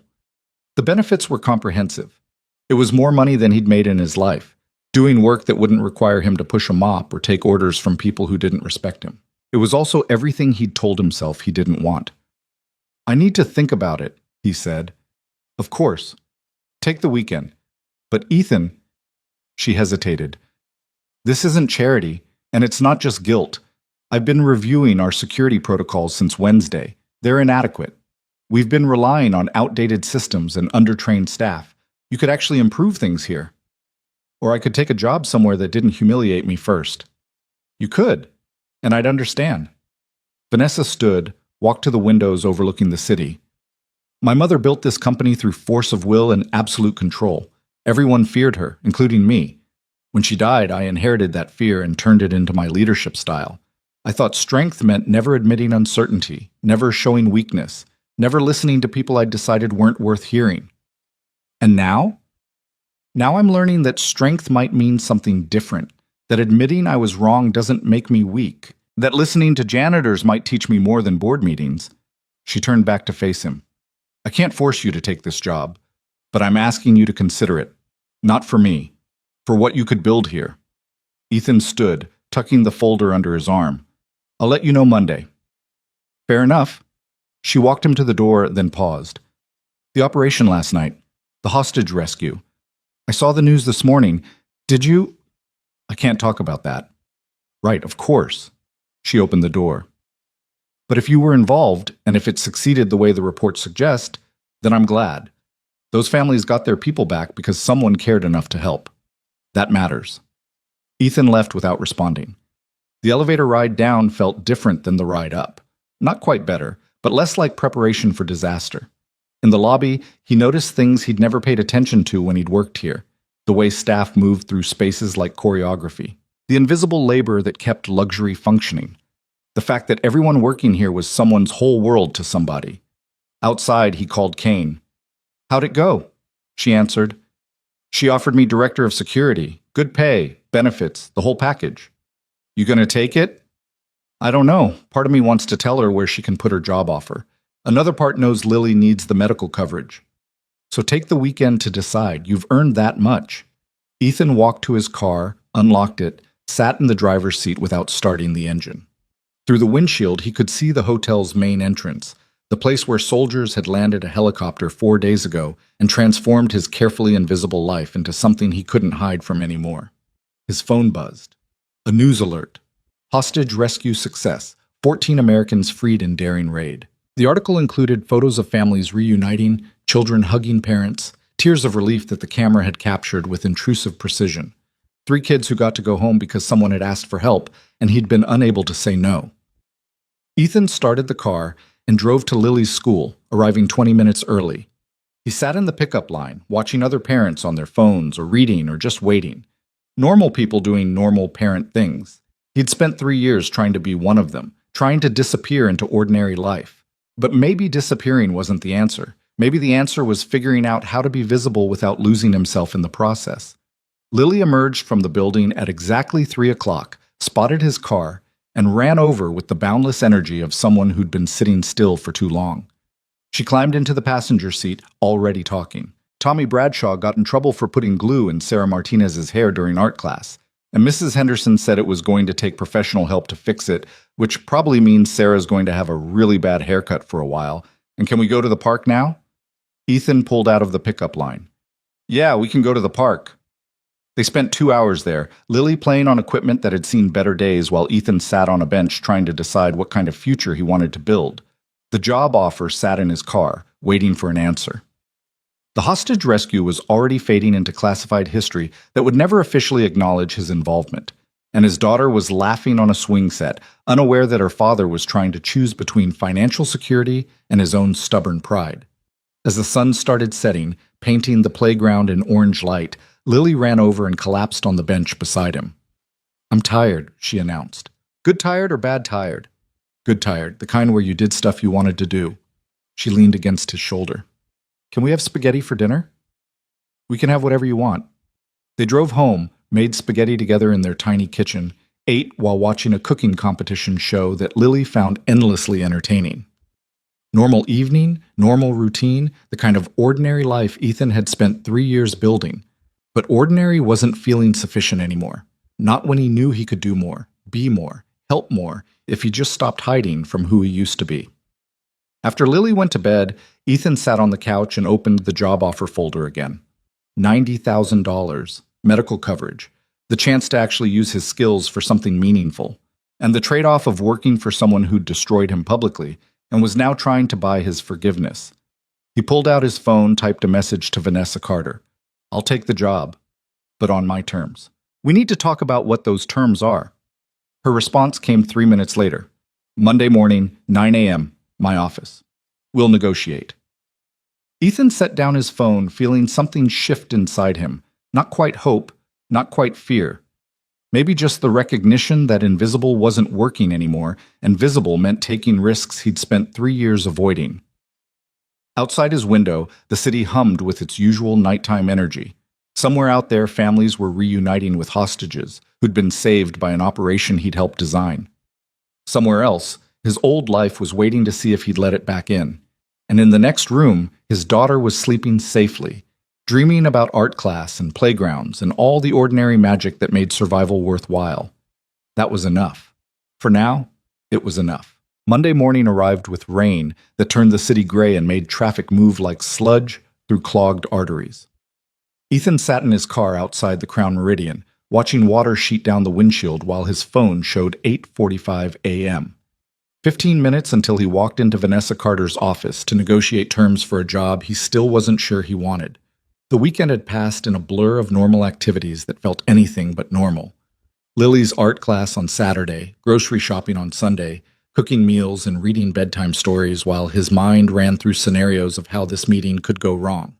He'd written down his terms on a notepad at 2 a.m. Sunday night, then thrown the list away because it sounded too aggressive, then rewritten it, then thrown that away too. In the end, he decided to just say what needed saying and let the consequences sort themselves out. He got out of the car, jogged through the rain to the hotel entrance, and stepped into the lobby where he'd been humiliated less than a week ago. Staff members recognized him, Some nodded acknowledgement, others looked away quickly like they weren't sure what protocol applied to former janitors who'd become something else. The elevator to the 10th floor was empty. Ethan watched the numbers climb, his reflection distorted in the brushed metal doors. He looked tired, older than 32, like someone who'd spent years carrying weight that didn't have a name. The receptionist outside Vanessa's office looked up when he entered. "Mr. Brooks, go right in. She's expecting you." Vanessa was standing at the windows when he entered, staring out at the rain-soaked city. She turned when she heard the door, and Ethan noticed immediately that she looked different. Not the suit, still severe, still expensive, but something in her posture had shifted, less rigid, more uncertain. "Ethan, thanks for coming." She gestured to the conference table. "Coffee?" "I'm fine." They sat across from each other, and for a moment neither spoke. The rain hammered against the windows, filling the silence with white noise that made the office feel isolated from the rest of the building. "You said you'd take the job on your terms," Vanessa said finally. "I'm listening." Ethan leaned back in his chair. "First term? I report directly to you, not to some middle manager who's going to undermine every decision I make. If I'm running security for this hotel chain, I need actual authority." "Agreed." "Second, any employee I identify as underperforming or creating security vulnerabilities gets retrained or reassigned. I'm not working with people who cut corners." "That's reasonable." "Third, I need flexibility for my daughter. If she has a medical emergency or school event, I leave immediately. No questions, no guilt trips, no passive-aggressive comments about commitment." Vanessa nodded. "Of course. Family comes first." "Does it?" Ethan's voice sharpened. "Because 5 days ago, you fired me without asking why I needed my paycheck immediately. You didn't care that I had a daughter who needed medication. You just cared that I'd broken your rules." She flinched. "You're right. I didn't ask. I should have." "So when I say family comes first, I need to know you actually mean it. Not just in theory, but in practice. Because the first time you make me choose between Lily and this job, I'm choosing her. And I'm not going to feel bad about it." "Understood." Vanessa folded her hands on the table. "What else?" "I want transparency about the board. Who's going to push back against my hiring? Who's going to try to undermine me because they don't like the optics of a former janitor in a leadership position?" "Richard Vaughn will be your biggest problem." Vanessa's expression hardened. "He's chairman of the board, old friend of my mother's, and he thinks I'm too young and too soft to run this company. He's been looking for reasons to force me out since I took over. So hiring me gives him ammunition. Probably. But I'm hiring you anyway because it's the right decision." She met his eyes. "Vaughn doesn't get to dictate who works here, and if he tries to cause problems, I'll handle him." "How?" "I'm still figuring that part out." A slight smile. "But I've got a pretty good strategist on payroll now. Maybe you'll have ideas." Ethan studied her, trying to read whether this was genuine or performance. She'd spent their first encounter projecting absolute certainty. Now she was admitting uncertainty, which was either growth or manipulation designed to make him feel needed. "Last term," he said, "I need you to understand something about who I am and what I'm not. I'm not a hero. I'm not some decorated soldier who's going to make your hotel look patriotic for PR purposes. I did a job, it broke parts of me, and I left. If you're hiring me because you think my military background is good marketing, we're done right now. I'm hiring you because you see problems other people miss. Because you research marble composition when you could have just followed the manual. Because when soldiers needed a strategy, you designed something that saved lives." Vanessa's voice had gone quiet. "That's not marketing. That's just who you are." The rain continued hammering the windows. Somewhere below, the hotel was operating at full capacity. Guests checking in and out, staff serving meals and cleaning rooms, the constant machinery of hospitality grinding forward. "Okay," Ethan said finally. "I'll take the job." "Just like that?" "Just like that. But if you ever treat another employee the way you treated me, I'm gone. And I'm taking every security vulnerability I've identified with me." Vanessa extended her hand across the table. "Deal." They shook on it, and Ethan felt the weight of the decision settle onto his shoulders. He'd spent 3 years trying to disappear, and now he'd just agreed to become visible in ways that would make hiding impossible. The next 2 weeks passed in a controlled avalanche of work that made Ethan remember why he'd left operational planning in the first place. He spent his days auditing security systems, interviewing staff, identifying weaknesses in protocols that had been neglected for years. The hotel's security was a mess. Outdated cameras with blind spots, access control that relied on easily duplicated keycards, emergency procedures that assumed everyone would remain calm during a crisis.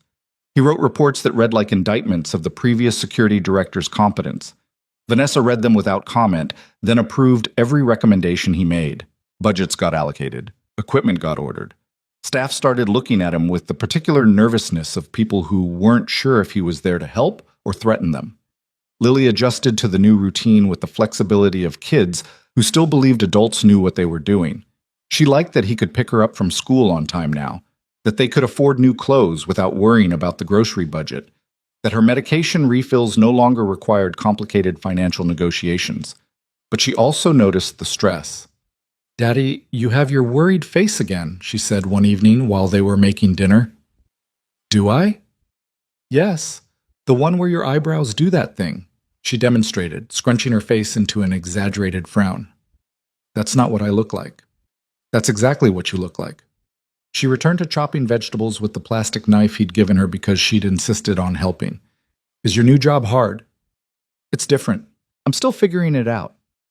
Mrs. Henderson says figuring stuff out is how you get better at things. Like how I used to be bad at painting, but now I'm good. You were never bad at painting. I was a little bad. Remember when I painted that tree and it looked like broccoli? Ethan smiled despite everything. I remember, but I still thought it was beautiful. They ate dinner at their small table, Lily chattering about her day while Ethan tried to focus on her stories instead of the security audit report he needed to finish tonight. After dinner, homework. After homework, reading time. After reading, the slow ritual of bedtime that had become the only part of his day that felt uncomplicated. He was reading to her. They'd moved on to a different book about a boy who discovered he could talk to animals when she interrupted. "Daddy, are we rich now?" The question caught him off guard. "What?" "Sarah Martinez said her mom saw an article about you online. That you work at a fancy hotel doing important stuff. She said we must be rich now." Ethan closed the book. "We're not rich. We're just not struggling as much." "What's the difference?" "Rich means you have more than you need. Not struggling means you can pay for what you need without being scared. Those are very different things." Lily considered this. "But we can afford my medicine now without you being stressed, right?" "Right." "Then I think that's good enough." She was asleep 5 minutes later. Ethan sat there for a while, watching her breathe, trying to remember when she'd gotten perceptive enough to notice his stress levels and mature enough to ask direct questions about money. Back in the living room, he opened his laptop and pulled up the security audit. He was 3/4 through when his phone rang. Vanessa's number, calling at 10 p.m. "This better be important," he answered. "We have a situation." Her voice was tight. "Can you get to the hotel?" "What kind of situation?" "The kind where I need my security director's expertise immediately." Ethan glanced toward Lily's closed door. "I've got my daughter here." "Bring her. I'll have a staff member stay with her in my office." "Vanessa." "Ethan, please. I wouldn't ask if it wasn't serious." 20 minutes later, Ethan was pulling into the hotel's parking garage with a confused 8-year-old in the passenger seat. "Why are we at your work?" Lily asked, rubbing her eyes. "Because my boss needs help with something. You're going to stay in her office for a little while." "Is this because of the important stuff Sarah's mom was talking about?" "Probably." Vanessa met them in the lobby, looking more disheveled than Ethan had ever seen her. Her hair was coming loose from its usual severe arrangement. Her suit jacket was missing. She looked like someone who'd been dealing with a crisis for hours. "Thank you for coming." She knelt down to Lily's level. "Hi, I'm Vanessa. You must be Lily." "Hi." Lily eyed her with the natural suspicion of kids meeting strangers. "My dad says you're his boss." "I am, and right now I need to borrow him for a little while. Is that okay?" "I guess." Lily looked at Ethan. "Are you going to be doing dangerous stuff?" "No, sweetheart, just boring work stuff." Vanessa led them to her office, where a young woman from HR was waiting with coloring books and snacks. Lily settled in with the cautious acceptance of someone who'd learned that sometimes plans changed and you just had to adapt. In the hallway outside, Vanessa's composure cracked. "We've got a guest holding someone hostage in room 847. He's demanding to speak with management, won't talk to police, and he specifically asked for the veteran everyone's been talking about. Ethan's entire body went cold. He asked for me by name? Not by name. He said the soldier who works here. The police are downstairs, SWAT is setting up, but the negotiator said he'd stand a better chance if you were involved.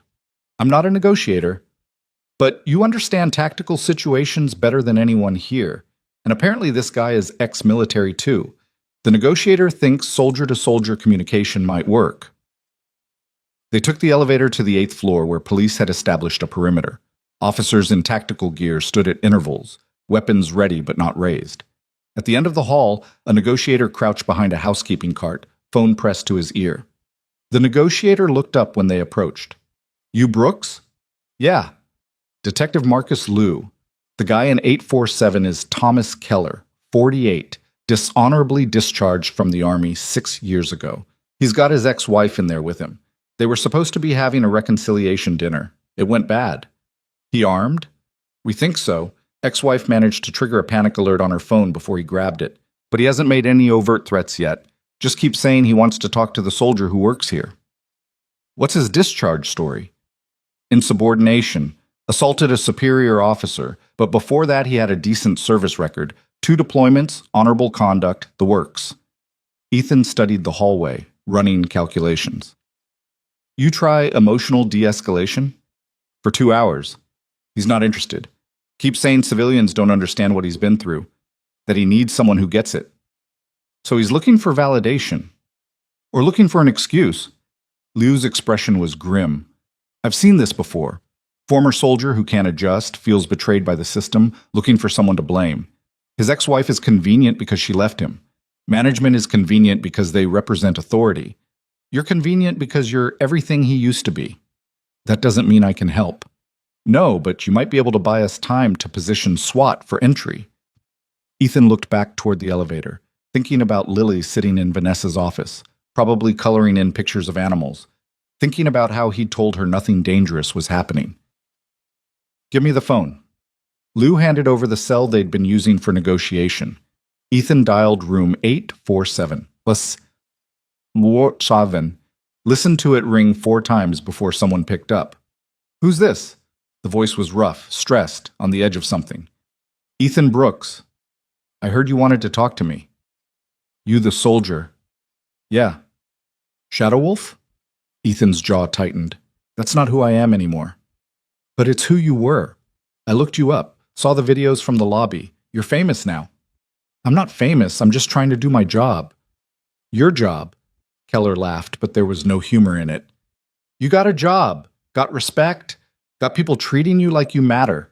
Meanwhile, I'm working construction part-time and watching everyone pretend I don't exist. Then we've got something in common, because I was invisible for 3 years before last week. Silence on the line. Then, you were a janitor. Yeah. Why? Because I had a daughter to take care of and rent to pay. Same reason anyone takes a job. But you're Shadow Wolf, you're a hero. I'm a father who needed steady income, that's all. Ethan could feel the SWAT team positioning, could see Vanessa watching from down the hall. Look, Thomas, can I call you Thomas? Tom. I don't know what you're going through, but I know that whatever point you're trying to make right now, it's not going to end the way you want it to. You don't know what I want. I know you didn't plan this. I know it escalated faster than you expected, and now you're in a corner and you're trying to figure out how to get out without losing more than you've already lost. Another long silence. When Tom spoke again, his voice had changed, less angry, more desperate.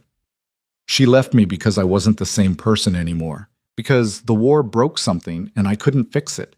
And everyone just expects you to come home and be fine, like you can just turn off years of training and trauma and go back to being normal. Yeah, they do expect that. How'd you do it?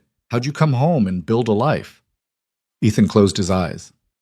I didn't, not for a long time. I just survived, and sometimes survival looked like success to people who didn't know the difference. But Tom, right now you've got your ex-wife scared and police outside and no good exits. So whatever you thought this conversation was going to be, it needs to end with you opening that door and walking out. And then what? Go back to being invisible? No, go back to figuring out who you are now because the person you were doesn't exist anymore, and the person you're trying to be right now isn't sustainable. Easy for you to say. You got rescued. Soldiers came and made you important again. They didn't rescue me. They just made my problems visible to people who'd been ignoring them. Ethan's voice hardened. And I'm still figuring out if that was a blessing or a curse. But Tom, whatever answers you're looking for, they're not in that hotel room. The line went quiet. Ethan could hear breathing, could sense Tom trying to decide whether to commit to disaster or find an exit. Put your ex-wife on the phone, Ethan said. Let me hear she's okay. Rustling, a woman's voice shaking. I'm fine. He hasn't hurt me, but he's got a gun and he's scared and... Tom came back on the line. See? She's fine. I'm not some monster. I know you're not, but you're in a situation where very bad things could happen very fast. So I need you to think about what you actually want here. Do you want to hurt someone? Or do you want someone to acknowledge that you're in pain? Tom's voice broke. I want to not be broken anymore. I want to be who I was before. That's not possible. But becoming someone new is. Someone better, maybe. But not if you're in prison or dead. You think I'm going to prison? I think that depends on what happens in the next 5 minutes. You open that door, let your ex-wife walk out, cooperate with police. That's one outcome.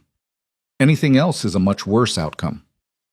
Ethan could hear Lou coordinating with SWAT, could see officers positioning for entry if this went wrong, could feel Vanessa's eyes on him, expecting him to fix this the way he'd fixed the hostage rescue strategy. Tom, I've got a daughter sleeping in an office downstairs.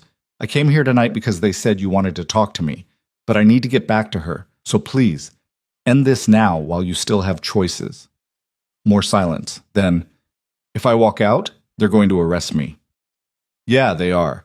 But you'll be alive and your ex-wife will be alive, and tomorrow you'll have options you won't have if this escalates. What kind of options? Legal options, medical options, the kind of help you should have gotten years ago. Ethan glanced at Lou, who was nodding slowly. Look, I don't have magic answers, but I know that what you're doing right now isn't solving anything. It's just making everything worse. The line went quiet for so long Ethan thought Tom had hung up. Then, okay, I'm opening the door. Tell them not to shoot me. Nobody's going to shoot you if you follow instructions. Put down any weapons, hands where they can see them. Move slowly. Okay? Tom's voice was barely a whisper. Okay. The line disconnected. Ethan handed the phone back to Lou, who was already coordinating with SWAT. They watched the door to 847 open slowly. A woman stumbled out first, mid-40s, crying, visibly shaken. Officers moved forward to extract her while Tom emerged behind her, hands raised, empty. The arrest was quick and professional. Tom didn't resist, didn't say anything. Just let them cuff him and lead him toward the elevator while medics checked his ex-wife for injuries. Lou approached Ethan. That was good work. You may have just saved 2 lives. I got lucky. He was looking for permission to quit. Still counts. Lou holstered his phone. You ever want a job in crisis negotiation? Call me. After the police cleared out, after the evidence team photographed the room, after the hotel staff started putting the 8th floor back together, Vanessa found Ethan standing at the end of the hallway looking drained. You okay? She asked. I need to get Lily home. Of course. She hesitated. What you did tonight, don't. Whatever you're about to say, just don't. I talked a desperate man down from doing something stupid. That doesn't make me a hero. It makes me someone who is available. They rode the elevator down in silence. In Vanessa's office, Lily had fallen asleep on the couch, surrounded by coloring books and half-eaten snacks. The HR staffer looked relieved to be released from babysitting duty. Ethan gathered his daughter carefully, lifting her without waking her. She muttered something in her sleep and settled against his shoulder, trusting in the way kids trust when they've never been given reason not to. Thank you, Vanessa said quietly, for coming, for helping. You're paying me to handle security situations. That's what I did. It was more than that. It really wasn't. Ethan adjusted Lily's weight, headed for the door. I'll finish the security audit by Wednesday. We need to talk about staffing levels in the parking garage. Ethan. He turned back. Vanessa was standing in the middle of her office, looking smaller somehow than she had a week ago. Less certain. More human. What you said to him. About survival looking like success to people who don't know the difference. Did you mean that? Every word. Are you still just surviving? Ethan looked down at his sleeping daughter, then back at Vanessa. I'm working on it. The drive home was quiet. Lily unconscious in the passenger seat, the city lights smearing past rain-wet windows. Ethan's hands were shaking slightly on the steering wheel, adrenaline dump, familiar from years of operations that had ended without bloodshed but could have gone wrong in 100 ways. He carried Lily upstairs, tucked her into bed without her waking, then sat in the living room trying to process what had just happened. Tom Keller could have killed someone tonight, could have killed himself, could have created a disaster that would have haunted Ethan for the rest of his life. Instead, he was in custody, his ex-wife was safe, and Ethan was sitting on a couch at midnight trying to convince himself he'd done the right thing by getting involved. His phone buzzed, a text from Kane. Saw the news. Hotel hostage situation. That was you, wasn't it? Ethan typed back, can't talk about it. Of course you can't. But I'm glad you were there, are you? Because this is exactly the kind of thing I was trying to avoid when I left. No. You were trying to avoid dying overseas. This is different. This is using your skills to help people who need it. Feels the same from where I'm sitting. Then you're sitting in the wrong place. Go check on your daughter and remember why you're doing this. Ethan set down the phone, walked to Lily's room, stood in the doorway watching her sleep. She'd kicked off half her blankets. Her stuffed rabbit had fallen on the floor. The nightlight cast soft shadows across her face. This was why. Not the money, not the job title, not the recognition from people who'd ignored him a week ago. Just this.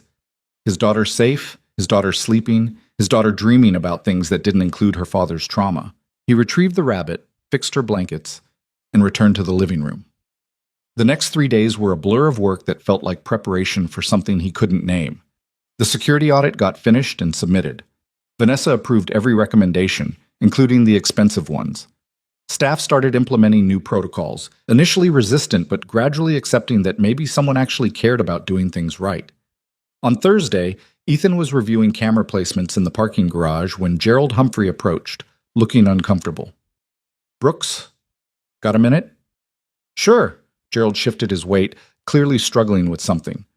I wanted to apologize for not standing up for you when Ms. Carter fired you. I should have said something, should have defended you. You would have gotten fired too. Maybe. But that's not an excuse. Gerald met his eyes. You were a good worker, better than most people realized. And I'm sorry I let you get humiliated without saying anything. Ethan studied him, seeing genuine regret mixed with the particular guilt of people who'd stayed silent when silence had cost someone everything. Apology accepted, Ethan said finally. But Gerald, next time someone's getting destroyed unjustly, don't wait for it to be safe to speak up, because silence isn't neutral. It's complicity. I know, I'll do better. After Gerald left, Ethan continued his camera review, marking blind spots on his tablet. The parking garage had 16 major vulnerabilities. He'd fix them all, implement new lighting, improve sightlines, make this place safer than it had any right to be. His phone rang. Kane's number. You're calling a lot this week, he answered, because things keep happening that involve you. Have you seen the board meeting agenda? I don't get board meeting agendas. Well, you're on it. Richard Vaughn is proposing a vote of no confidence in Vanessa's leadership. He's citing the public relations disaster from last week, questionable hiring decisions, meaning you, and failure to maintain the standards her mother established. Ethan stopped walking. When's the meeting? Tomorrow.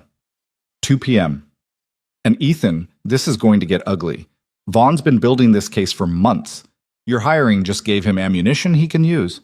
So Vanessa's going to lose her position because she gave me a job. Possibly, unless someone presents a compelling counter-narrative about why her decisions have actually improved things here. I've been here 2 weeks. I can't prove anything yet. Then prove intent, prove methodology, prove that her judgment was sound even if the results aren't visible yet. Kane paused. Or don't. Let her fight her own battles. That's also an option. Is it? Not really. Because if Vaughn wins and Vanessa gets removed, your job disappears with her. New leadership means new priorities. And I guarantee Vaughn's priorities don't include employing former janitors in executive positions. After Kane hung up, Ethan stood in the parking garage, surrounded by concrete and car exhaust, trying to decide how much he owed the woman who destroyed him publicly before rebuilding him. The answer should have been nothing. Should have been that Vanessa's problems were Vanessa's responsibility, that he'd done his job by accepting her offer and implementing security improvements. But the answer wasn't nothing, because she'd admitted she was wrong, because she'd given him authority and trusted his expertise, because when he'd needed flexibility for Lily, she'd made it happen without hesitation. He pulled out his phone, sent a text to Vanessa. "We need to talk about tomorrow's board meeting." Her response came immediately. "I was hoping you hadn't heard about that." "I heard, and I think I can help. You don't have to. This isn't your fight. It became my fight when Vaughn decided to use my hiring as evidence against you. Tomorrow, 1 p.m., your office." He spent the rest of Thursday and most of Friday morning preparing something he never thought he'd create again, a tactical briefing. Not for military operations this time, but for corporate warfare. He analyzed Vaughn's likely arguments, identified weaknesses in each one, constructed counter-narratives that reframed every criticism as evidence of forward-thinking leadership. At 1 p.m. Friday, he walked into Vanessa's office carrying a tablet and enough documentation to wage a systematic defense of every decision she'd made. She looked exhausted. "You didn't have to do this." "Yeah, I did, because if Vaughn wins, I lose my job.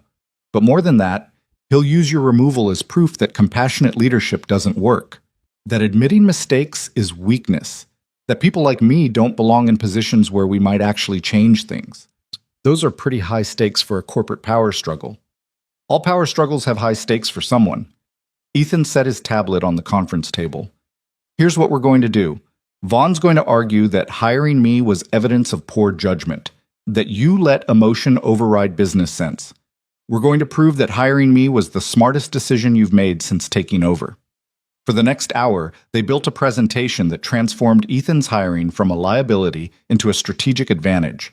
They documented security vulnerabilities he'd identified, cost savings from improved protocols, risk reduction from better staff training. They compiled testimonials from employees who felt safer with new procedures in place. They pulled together every piece of evidence that demonstrated measurable improvement. At 2 p.m., they walked into the boardroom together. Richard Vaughn sat at the head of the table, 62 years old, silver hair styled like expensive armor, suit that probably cost more than Ethan's car. 8 other board members flanked him, all of them wearing expressions that ranged from sympathetic to predatory. Vaughn's eyes landed on Ethan with barely concealed disdain. "Ms. Carter, you were told this was a closed board session. Mr. Brooks is my director of security. He's here to present relevant information. The board doesn't need presentations from staff members. The board needs accurate information before making decisions that could damage this company." Vanessa took her seat, gestured for Ethan to set up the projection equipment. "You've called for a vote of no confidence. I'm exercising my right to respond." Vaughn's jaw tightened, but he nodded to the other board members. "Proceed."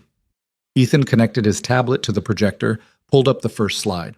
2 weeks ago, your security infrastructure had 16 critical vulnerabilities in the parking garage alone. 43 blind spots across all properties, emergency response protocols that hadn't been updated in 8 years. I've identified and begun addressing every single failure point. He walked them through the analysis. Specific, detailed, undeniable. Showed them camera placements that left expensive cars vulnerable to theft. Access points that could be exploited by anyone with basic social engineering skills. Staff training gaps that created liability risks the hotel's insurance probably didn't even know about. These vulnerabilities existed because nobody was looking for them, Ethan continued. The previous security director followed existing protocols without questioning whether those protocols were sufficient. I'm questioning everything. And in 2 weeks, I've already prevented 3 potential incidents that could have cost this company millions in liability. One of the board members leaned forward. "What kind of incidents?" "Theft attempt in the executive parking level, caught on new cameras we installed. Unauthorized access to restricted areas, flagged by new badge tracking protocols. And a potentially violent situation on the 8th floor that was resolved without police intervention or media coverage."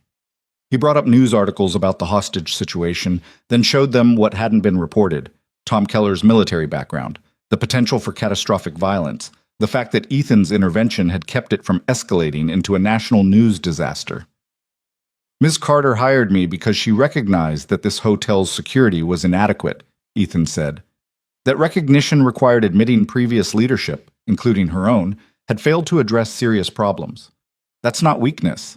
That's the kind of honest assessment that prevents companies from discovering their vulnerabilities through disasters instead of audits. Vaughn cleared his throat. Mr. Brooks, your military service is commendable, but hiring a janitor with no corporate security experience to run a multi-million-dollar operation is exactly the kind of emotional decision-making that concerns this board. I had no corporate experience, Ethan agreed, but I had years of identifying and neutralizing threats in environments where mistakes got people killed. Corporate security is easier, the stakes are lower, and the opponents are less competent. But the methodology is identical. Find the vulnerabilities before someone else exploits them. And your compensation? $90,000 plus benefits for someone who was making minimum wage 2 weeks ago? That's fiscally irresponsible. That's market rate for someone with my skill set. If you hired a corporate security consultant to audit your properties, they'd charge twice what you're paying me and take 3 times as long to deliver half the results. Another board member spoke up. Mr. Brooks, the video of your dramatic recruitment has been viewed 6 million times. The publicity has been complicated for our brand. How do you respond to concerns that you're a liability? Ethan had been expecting this question. The publicity revealed something this board apparently didn't know, that you employed a veteran at minimum wage doing work he was overqualified for and fired him for trying to do that job better. That's not my liability. That's yours. I just happened to be the one who made it visible. The room went very quiet. Vaughn's expression had gone rigid. The real question, Ethan continued, is whether you want leadership that hides problems until they explode, or leadership that identifies and addresses problems before they become crises. Ms. Carter chose the second option. If that's grounds for removal, then you're telling every employee here that honesty is punished and image management is rewarded. He closed his presentation, stepped back. That's all I have. Vanessa stood. Richard, you've made your concerns clear. The board has heard them. Now I'd like to hear what my actual performance indicates versus what your personal opinions suggest. Vaughn's face had gone slightly red. This isn't personal, isn't it? Because from where I'm standing, this looks like an old guard trying to maintain control by removing leadership that threatens your comfort. My mother ran this company through fear and absolute authority. I'm trying something different, and you can't accept that because it challenges everything you think leadership should look like. Your mother built this company. My mother built a company where employees were terrified to report problems, where innovation was punished, and where loyalty mattered more than competence. Vanessa's voice had gone steel hard. I loved her, but I'm not her. And I'm not going to run this company the way she did just because it makes you comfortable. The boardroom erupted into crosstalk, some members defending Vaughn, others pushing back, everyone talking over each other. Ethan stood against the wall, watching corporate warfare unfold with the same dynamics as military conflicts. Territory, power, the inability to admit that maybe the old ways weren't working anymore. Finally, the board called for a vote. Ethan watched hands raise, watched the count tilt back and forth. When it finished, Vanessa had survived by a single vote. Vaughn stood immediately. This isn't over. You've bought yourself time, but this company deserves better leadership than experiments in compassion. Then I guess I'll have to prove you wrong. Vanessa didn't back down. And Richard, if you're going to come after me again, bring better evidence, because Mr. Brooks just demonstrated that facts matter more than your opinions. After the board filed out, Vanessa collapsed into her chair, looking like she'd just survived combat. That was closer than I expected, she said quietly. One vote isn't a mandate. It's a warning. I know. She looked up at him. Thank you. For the presentation, for standing up there and defending decisions I made. I defended facts. The decisions just happened to be yours. Still, you didn't have to. She smiled slightly. Shadow Wolf rides again? Don't call me that. Sorry, force of habit. She stood, straightened her suit. I need to go do damage control with the board members who voted against me. But Ethan, whatever happens from here, I'm glad I hired you, even if it costs me everything. It won't, because we're going to make sure every security improvement gets documented, every vulnerability we fix gets reported, and every success story gets shared with people who matter. Vaughn wants evidence? We'll bury him in evidence. After he left Vanessa's office, Ethan checked his phone. 3 missed calls from Lily's school. His stomach dropped. He called back immediately. The school nurse answered. Mr. Brooks, Lily's fine, but she had a dizzy spell during recess. We've got her resting in the nurse's office. I'm on my way. He was at the school in 11 minutes, breaking speed limits and praying he wouldn't get pulled over. Lily was sitting on the nurse's cot, pale but conscious, looking small and scared. Daddy. She reached for him. Ethan pulled her into his arms, checking her over the way he'd done 1,000 times. Pulse, temperature, responsiveness. What happened, sweetheart? I was just playing and then everything got spinny. Mrs. Henderson brought me here. The nurse stepped closer. Her blood pressure was slightly low, but it's stabilizing, probably just dehydration. But given her medical history, I thought you should know. Thank you. Ethan kept holding Lily. We're going to see Dr. Reyna, right now. In the car, Lily leaned against him. I'm sorry I scared you. You didn't do anything wrong. Your body just needed a break. Are we still having pizza tonight? Yeah, we're still having pizza. At Dr. Reyna's office, they ran tests that took 2 hours and confirmed what the nurse had suspected. Dehydration, low blood sugar, nothing immediately dangerous but worth monitoring.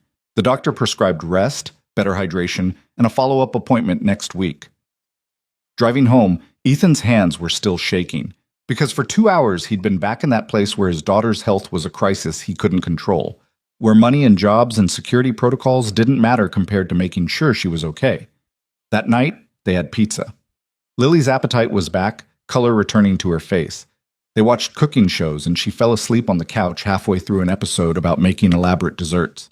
Ethan carried her to bed, tucked her in, sat there watching her breathe. His phone buzzed. A text from Vanessa.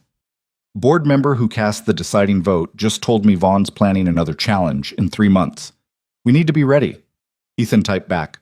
We will be. Because ready was the only option left. Ready meant finishing the security audit. Ready meant documenting every improvement. Ready meant proving that compassionate leadership could coexist with operational excellence. Ready meant accepting that invisible wasn't working anymore. And visible meant fighting battles on fronts he'd spent 3 years trying to avoid. But his daughter was safe, and that was enough. For now, it had to be enough. 3 months passed like water through fingers, simultaneously too fast and agonizingly slow. Ethan documented every security improvement with the precision of someone building a legal defense. Every camera installed, every protocol updated, every staff training session completed went into reports that read like evidence for a trial that hadn't started yet, but everyone knew was coming. Vaughn was planning something. Everyone could feel it. Board members whispered in corners during hotel events. Vanessa's assistant reported unusual meeting requests. The company's legal team started asking questions about personnel files and hiring procedures that felt too specific to be routine. But Lily's health had stabilized, and that mattered more than corporate warfare. Her follow-up appointments showed consistent improvement.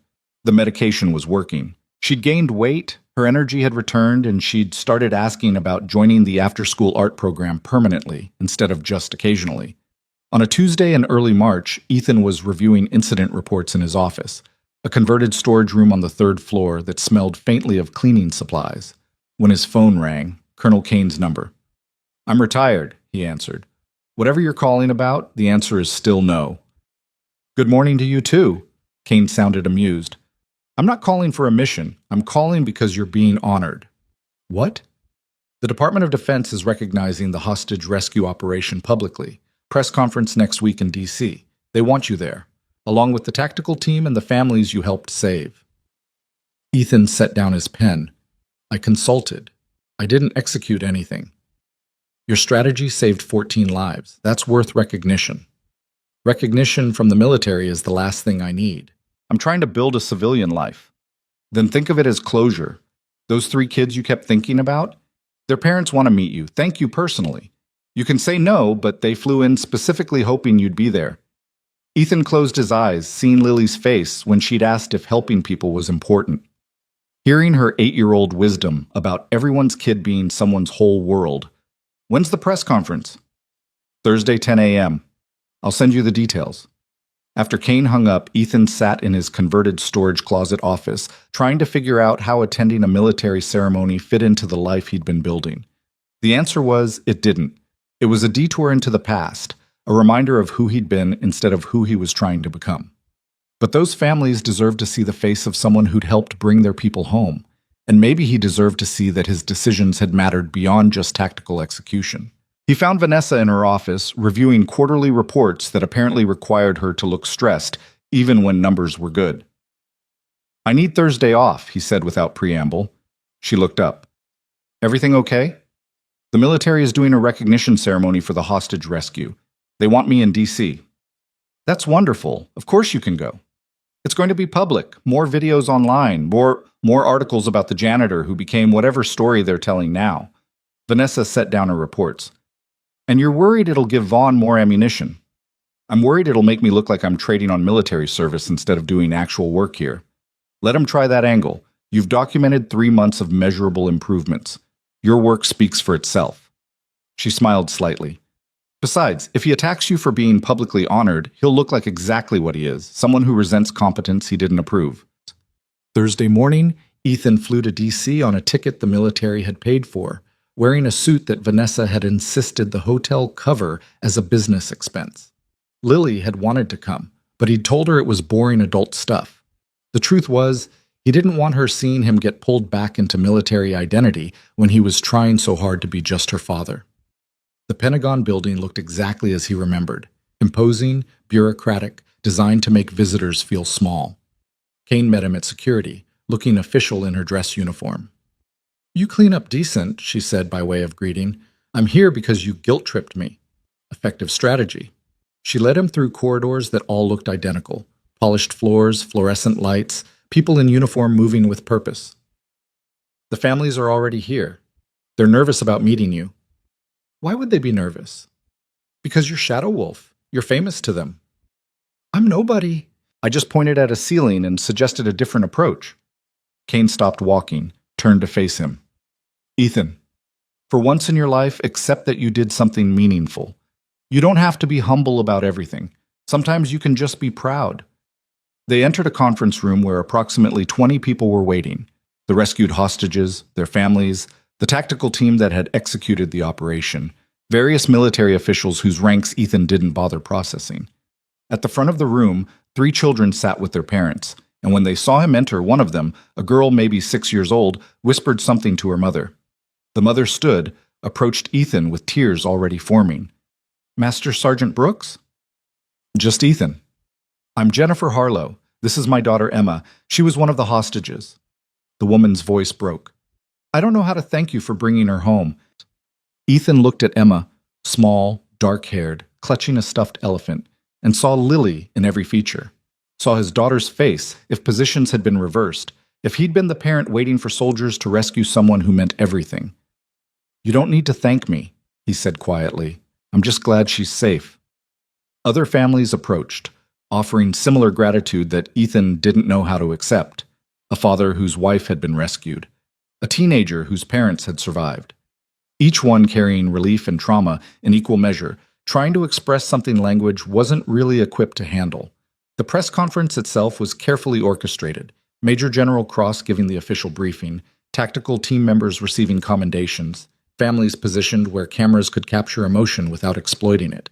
Ethan stood off to the side, trying to be invisible the way he'd spent 3 years perfecting. But Cross called him forward anyway. "Master Sergeant Ethan Brooks, whose strategic analysis provided the tactical framework that made this operation possible." Cameras flashed, reporters shouted questions. Ethan stood there feeling exposed in ways combat had never managed, wishing he was anywhere else. After the ceremony, Emma's mother found him again. "Can I ask you something?" "Sure." "Do you have kids?" The question hit unexpectedly hard. "A daughter. She's 8. "Then you understand what it means to get your child back when you thought you might lose them forever." Jennifer's eyes were wet. "Emma talks about the soldiers who rescued her, but she doesn't know about you. About someone sitting in a room looking at maps and finding the one way through that wouldn't get her killed." "That's okay. She doesn't need to know." "But I need to. I need to know that someone cared enough to find the answer when easier options would have gotten her hurt. So thank you." From one parent to another. "Thank you for seeing my daughter as someone worth the extra effort." After Jennifer walked away, Kane appeared beside him. "You okay?" "No." "Didn't think so." She handed him a folder. Service record request came through channels. Someone's digging into your military background. Thought you should know. Ethan opened the folder, scanned the request form. It had been filed by a law firm representing the Crown Meridian Hotel chain's board of directors, specifically filed on behalf of Richard Vaughn. He's looking for disqualifying information, Ethan said flatly. Trying to prove Vanessa's judgment was compromised. Probably. But your record is clean. Decorated service, honorable discharge, nothing that would justify removal. He doesn't need justified. He just needs enough doubt to swing board votes. Kane took back the folder. Then you make sure there's no doubt. You keep doing the work, documenting the results, and proving that hiring you was the smartest decision she made. That's how you fight this. The flight back to the city gave Ethan too much time to think. About Emma Harlow and how easily she could have been Lily. About Jennifer's tears and whether his own tears had looked the same when his wife died, and he'd realized his daughter would grow up with only one parent. About the fact that trying to be invisible hadn't protected him from anything. It had just delayed the inevitable moment when he'd have to decide who he actually was. He landed at 8 p.m., drove straight to Mrs. Chen's apartment to pick up Lily, who'd spent the day there watching cartoons and eating snacks that probably ruined her dinner appetite. "Daddy?" She launched herself at him the moment Mrs. Chen opened the door. "How was your boring adult thing?" "Extremely boring. Tell me about your day." On the drive home, Lily chattered about a project in art class, about Tommy Bradshaw's latest catastrophe involving spilled paint, about how Mrs. Henderson had said Lily's color choices showed emotional maturity, which Lily thought sounded made up, but was probably a compliment. "Can we have pancakes tomorrow?" she asked as they pulled into the apartment complex. "It's Wednesday tomorrow. Pancakes are a weekend thing." "But you were gone all day and I missed you, and pancakes would make it better." Ethan glanced at her in the rearview mirror. "Pancakes it is." That night, after Lily was asleep, Ethan sat on the couch reviewing security reports that needed his signature. His phone buzzed with a text from Vanessa. Vaughn requested a special board meeting, 2 weeks from today. He's making his move. Ethan stared at the message, then called her directly. She answered immediately. "I know what you're going to say." "Do you?" "That I should have seen this coming. That I was naive to think 3 months would be enough to prove myself. That Vaughn was always going to find an angle. Actually, I was going to say we've got 2 weeks to build a case, so airtight he'll choke on his own arguments." Vanessa laughed, but it sounded exhausted. "You're optimistic for someone whose job is about to be eliminated." "I'm pragmatic, and pragmatism says we've got documentation, results, and the fact that every metric that matters has improved since I started. Vaughn can question your judgment all he wants, but he can't argue with numbers." "He's digging into your military record." "Kane warned you?" "Yeah. If he finds something, he won't, because there's nothing to find. I did my job, I did it well, and I left honorably. End of story." "Ethan," Vanessa's voice had gone quiet. "If this costs you your position, I'm sorry, you didn't ask for any of this." "Neither did you. But we're both here now, so we might as well fight."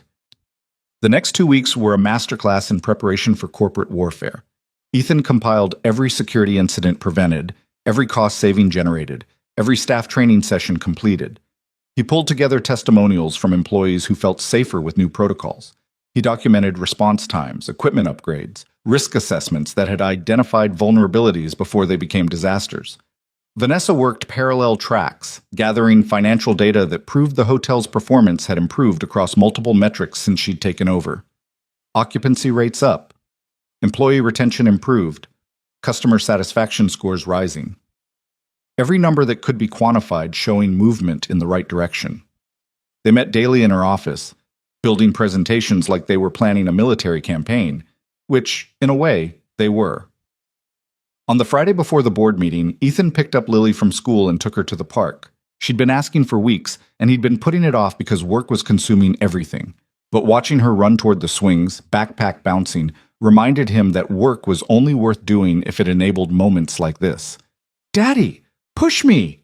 Lily was already climbing onto a swing, kicking her legs impatiently. Ethan pushed, watching her arc higher, her laughter cutting through the afternoon air. Normal kid doing normal kid things, completely unaware that her father was about to walk into a boardroom fight that would determine whether they kept their current life or started over again. "Higher," Lily shouted. "Any higher and you'll achieve orbit. That's not even possible. Mrs. Henderson says orbit requires specific velocity calculations. Mrs. Henderson sounds like she's teaching physics in art class. After the park, they got ice cream from a truck that probably violated multiple health codes but served the kind of soft serve that tasted like childhood summers. They sat on a bench, eating too fast and getting brain freeze, while the sun set behind buildings that blocked most of the good light. "Daddy, can I ask you something serious?" Lily's voice had gone quiet. "Always." "Are we going to have to move again?" The question landed like a punch. "Why would you think that?" "Because you have your worried face, the one where you're thinking about money or jobs or things you don't want to tell me about. And last time you had that face a lot, we moved." Ethan set down his ice cream. "We're not moving, I promise." "But something's wrong. Something's complicated. There's a difference." "What's complicated?" He tried to find words an 8-year-old could understand that wouldn't scare her. "Remember how I got a new job at the hotel? Well, some people think I shouldn't have that job, so they're trying to change things. But I'm working very hard to show them they're wrong." "Are you going to win?" "I don't know, but I'm going to try." Lily finished her ice cream, wiped her mouth with the back of her hand in a way that completely defeated the purpose of napkins. Mrs. Henderson says trying is what matters, that results are just what happens after trying. Mrs. Henderson is very wise. She is, but I think you're going to win anyway, because you're really good at stuff. The confidence in her voice, absolute, unquestioning, made something crack in Ethan's chest. She believed in him the way kids believe in their parents before life teaches them that adults are just people making it up as they go. Monday morning arrived with weather that matched the mood. Gray, drizzling, the kind of rain that wasn't heavy enough to justify an umbrella, but was persistent enough to soak you anyway. Ethan dressed in his best suit, the one Vanessa had insisted the hotel pay for, and tried not to feel like he was preparing for a funeral. At the apartment, Lily was already dressed for school, eating cereal at their small table. "Big day?" she asked. "Yeah. You look fancy." "I have an important meeting." "With the people who think you shouldn't have your job?" "Yeah," she nodded seriously. "Then you should tell them about all the good stuff you've done, like how you made the parking garage safer and fixed the cameras and helped that man who was scared." "That's exactly what I'm planning to do." "Good." She returned to her cereal. "Can we still have spaghetti tonight?" "We can have whatever you want." The board meeting was scheduled for 2 p.m. Ethan spent the morning doing final preparations, reviewing documents, running through arguments until he'd memorized every statistic that mattered. At 1:30, he walked into the boardroom where Vanessa was already waiting, looking calm in a way that had to be performed. "Ready?" she asked. "No, but we're doing this anyway." Board members filed in over the next 15 minutes. Vaughn arrived last, flanked by 2 people Ethan didn't recognize, probably lawyers or consultants hired specifically for this ambush. The older man's expression was satisfied, like someone who'd already counted votes and knew the outcome. "Ms. Carter." Vaughn took his seat at the head of the table. "Thank you for accommodating this special session. We have significant concerns about operational decisions that require board oversight." "I'm aware of your concerns, Richard. Ethan and I are prepared to address them." "I'm sure you are." Vaughn pulled out his own tablet. "However, the board has received information that requires immediate attention, specifically regarding Mr. Brooks's military service and the circumstances surrounding his discharge." Ethan's stomach dropped. Kane had said his record was clean. What had Vaughn found? Vaughn pulled up a document on the projection screen. According to recently obtained records, Master Sergeant Brooks was involved in an operation that resulted in civilian casualties. 3 confirmed deaths during a reconnaissance mission that was later classified due to diplomatic complications. The room went silent. Every board member was staring at Ethan.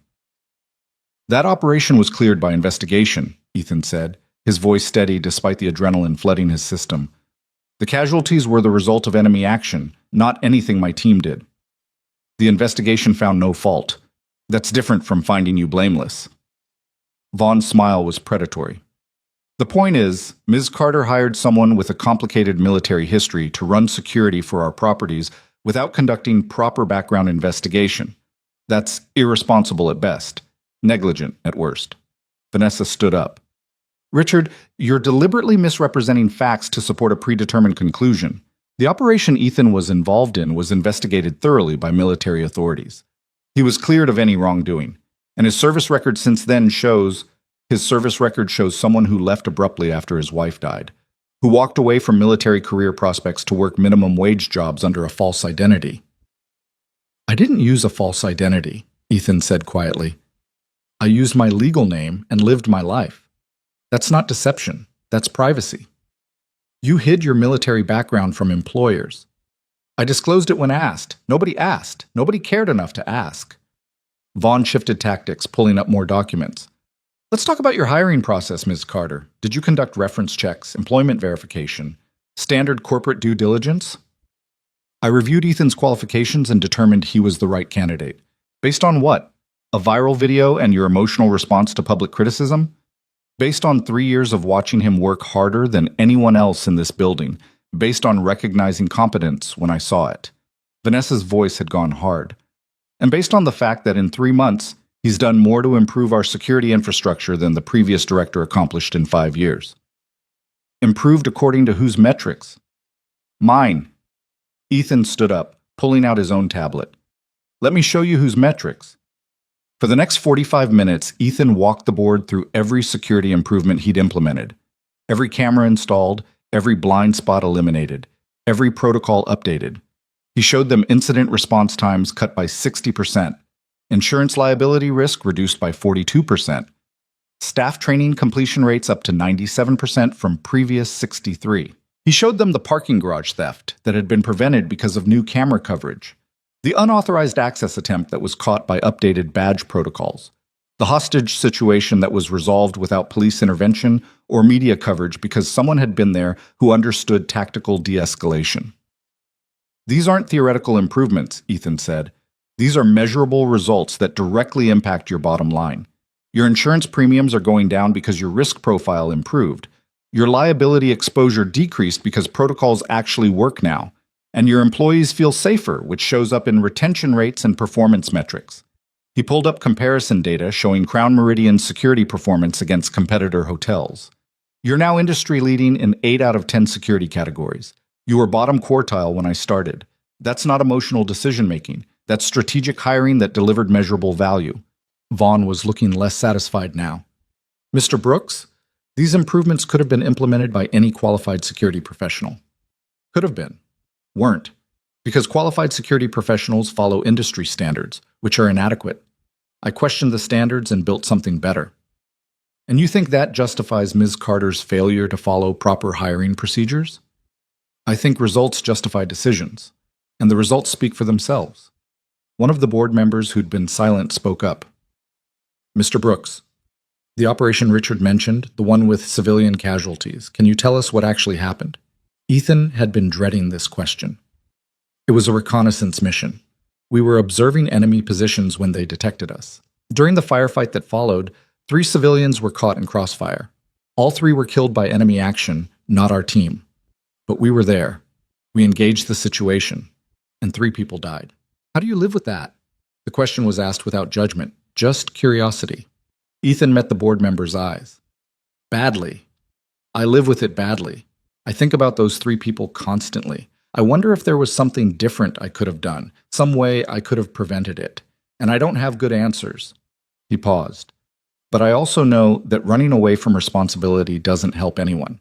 So I try to use what I learned about identifying threats, about planning for contingencies, about assuming nothing will go smoothly to prevent other people from dying unnecessarily. Is that why you took this job? Redemption?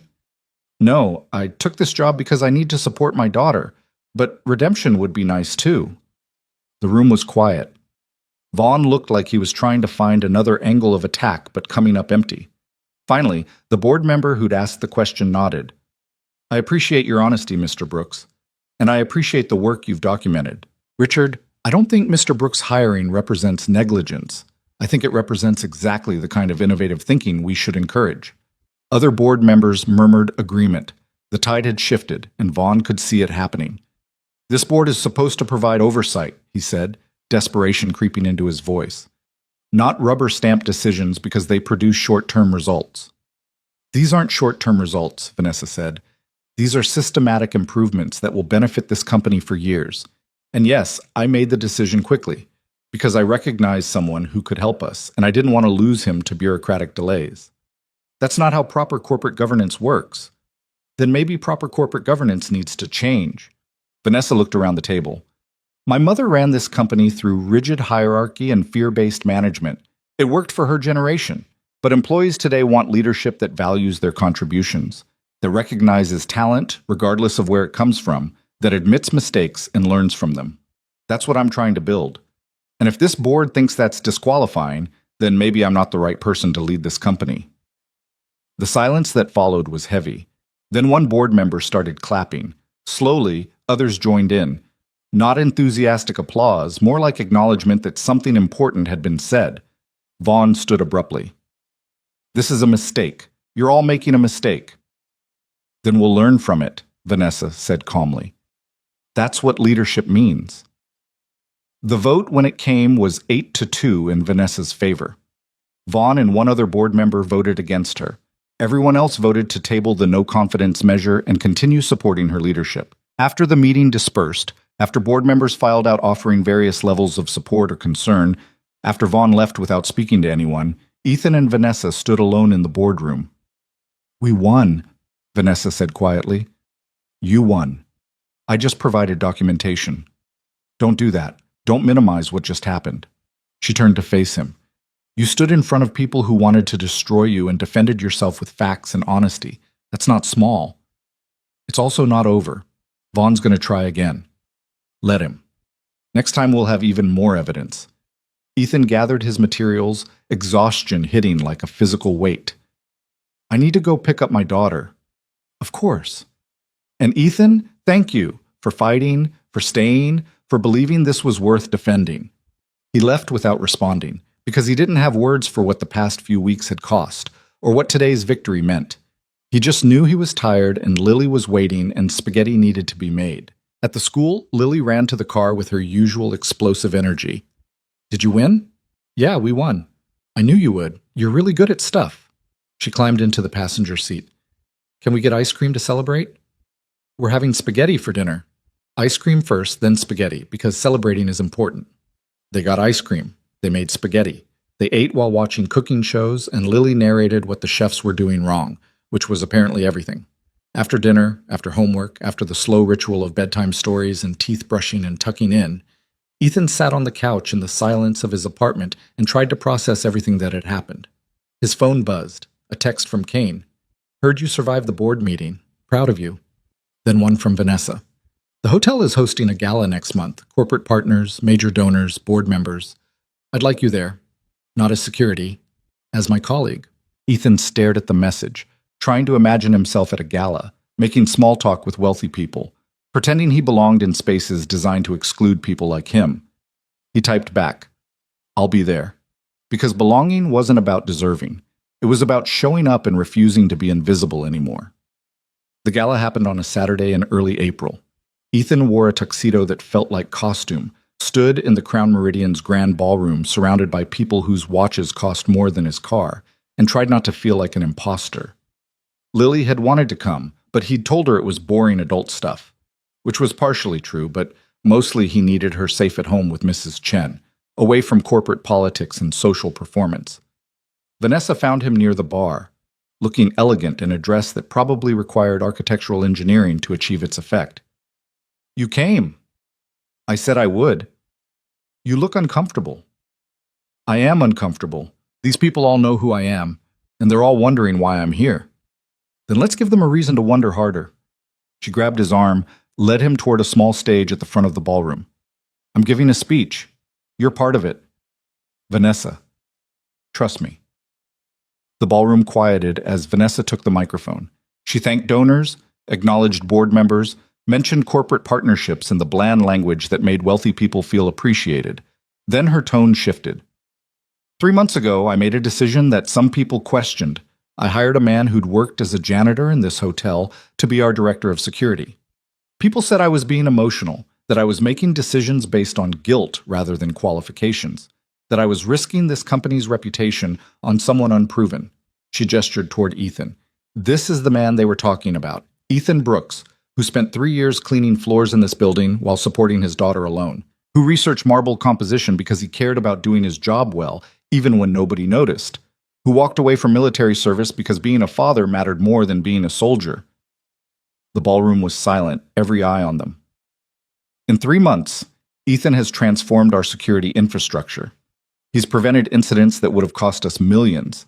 He's trained staff to respond to crises with competence instead of panic. He's proven that talent exists in places we're trained not to look. And he's taught me that leadership isn't about maintaining comfort. It's about recognizing value regardless of where it comes from. Vanessa smiled. So to everyone who questioned that decision, you were right to question. Good leadership should be questioned, but you were wrong about Ethan. And I'm glad I ignored your concerns and trusted my judgment, because sometimes the best decisions are the ones that make comfortable people uncomfortable. The applause started slowly, then built. Ethan stood there, feeling exposed and validated simultaneously, trying to figure out what expression his face should make. After the speech, after the formal dinner, after hours of making small talk with people who wanted to hear war stories he wouldn't tell, Ethan escaped to the hotel's roof terrace. The city sprawled below, lights reflecting off glass buildings, traffic moving in organized chaos. He heard footsteps behind him. Vanessa joined him at the railing. That speech wasn't subtle, he said. Subtlety is overrated. Vaughn needed to know I'm not backing down. You made me sound like a hero. You are a hero. You just don't like admitting it. I'm a guy who got lucky. Right place, right skills, right timing. That's not luck. That's preparation meeting opportunity. She looked out at the city. My mother would have hated what I did tonight. She'd say I was being weak, that admitting uncertainty undermines authority, that leaders should never apologize. Do you think she was right? I think she was successful, but I also think success isn't the same as correctness. Vanessa turned to face him. I don't want to run this company the way she did. I want to build something better, something that values people instead of just extracting value from them. That's a nice goal, but boards care about profits. Profits come from people. Happy employees provide better service. Better service attracts better clients. Better clients generate better revenue. It's not complicated. It's also not guaranteed. Nothing's guaranteed, but trying is still worth it. They stood in comfortable silence, watching the city breathe below them. After a while, Ethan checked his phone. I should go. Lily's probably still awake, interrogating Mrs. Chen about whether I actually went to a fancy party or just lied about having friends. Does she worry about you? All the time. Kids are perceptive in ways that make lying impossible. Bring her to the hotel sometime. Let her see where you work. It might help her worry less. Or worry more when she sees how many things can go wrong. Optimism really isn't your default setting, is it? Realism. Optimism is just realism for people who haven't been disappointed enough yet. Ethan left the gala, drove home through streets that had emptied as night deepened. Mrs. Chen reported that Lily had indeed interrogated her about the party, had fallen asleep around 9, and had made Mrs. Chen promise to save her some of the cookies she'd baked. In the apartment, Ethan checked on Lily, sleeping peacefully, one leg hanging off the bed, stuffed rabbit clutched under her arm. He fixed her position, pulled the blanket up properly, stood there watching her breathe. This was why. Not the job, not the recognition, not the gala speeches or board victories. Just this. His daughter safe, his daughter sleeping, his daughter dreaming about things 8-year-olds dream about. The next morning, Lily woke him by jumping on the couch. Daddy, Mrs. Chen said you went to a fancy party. Was it fancy? Very fancy. Did you eat fancy food? The fanciest, tiny portions on huge plates.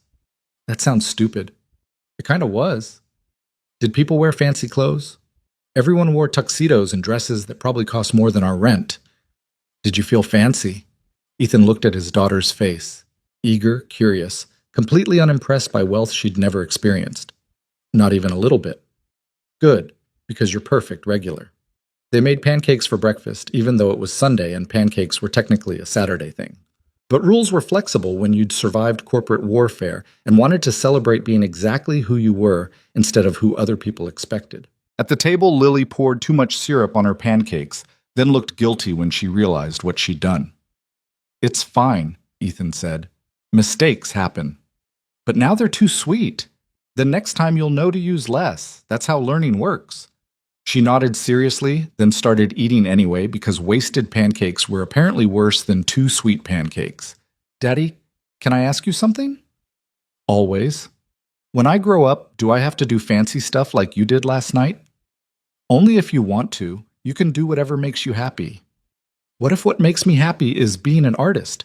Mrs. Henderson says artists don't usually go to fancy parties. Then you'll be an artist who doesn't go to fancy parties. That's allowed. But what if I can't make money being an artist? Then you'll figure out a different way. Or you'll be an artist who also does something else. Life doesn't have to be one thing. Lily considered this while chewing her two sweet pancakes. Were you always a soldier?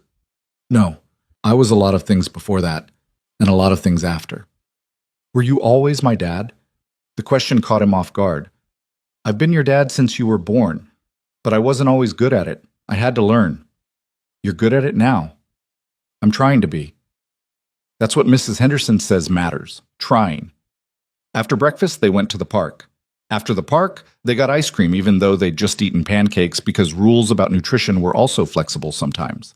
After ice cream, they went home and Lily worked on art projects while Ethan caught up on security reports that needed reviewing. His phone buzzed. A text from Kane. Heard about the gala speech. You're officially out of the invisible business. He typed back.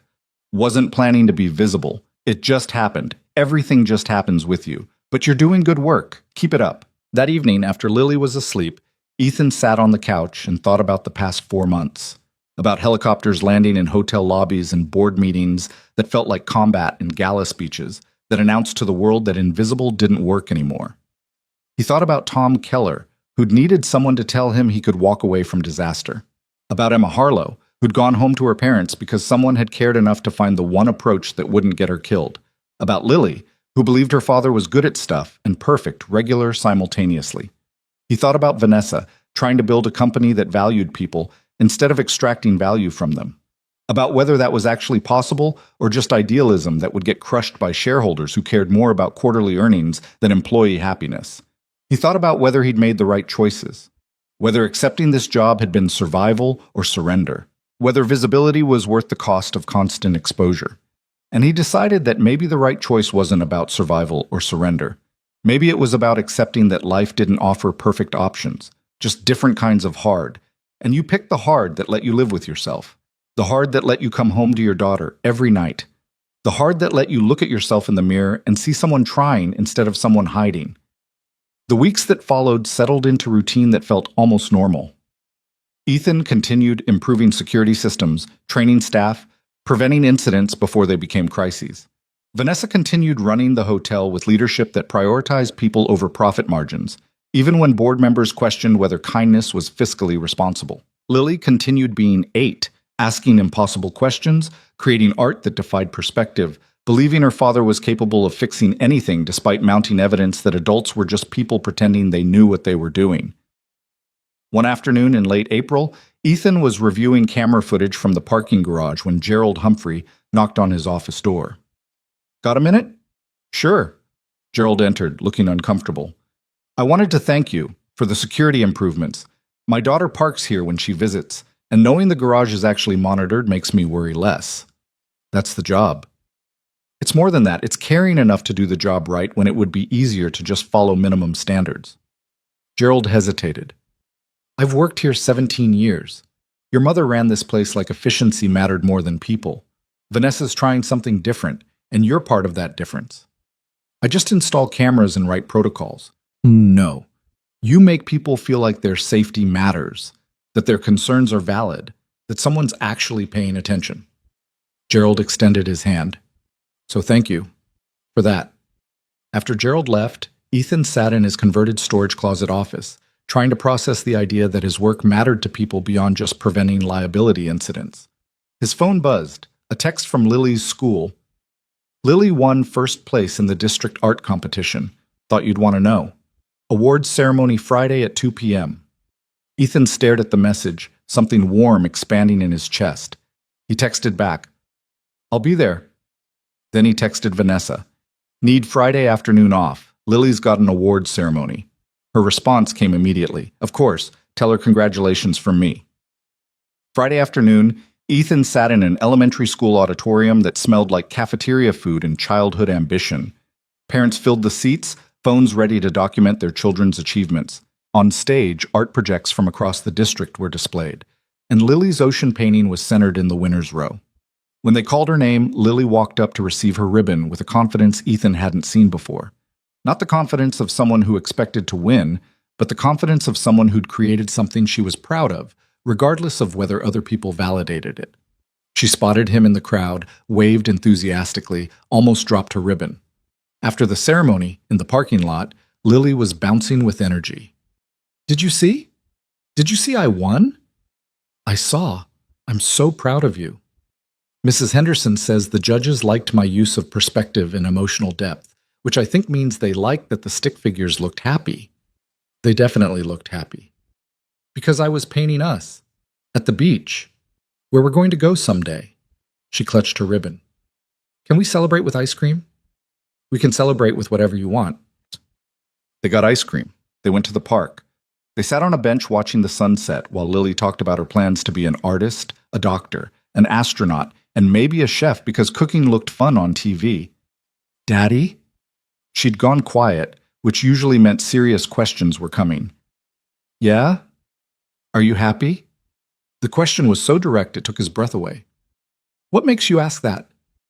Because you smile more now, and you don't have your worried face as much. So I think maybe you're happy, but I wanted to make sure. Ethan looked at his daughter, 8 years old, holding an art competition ribbon, asking questions that should have been beyond her understanding.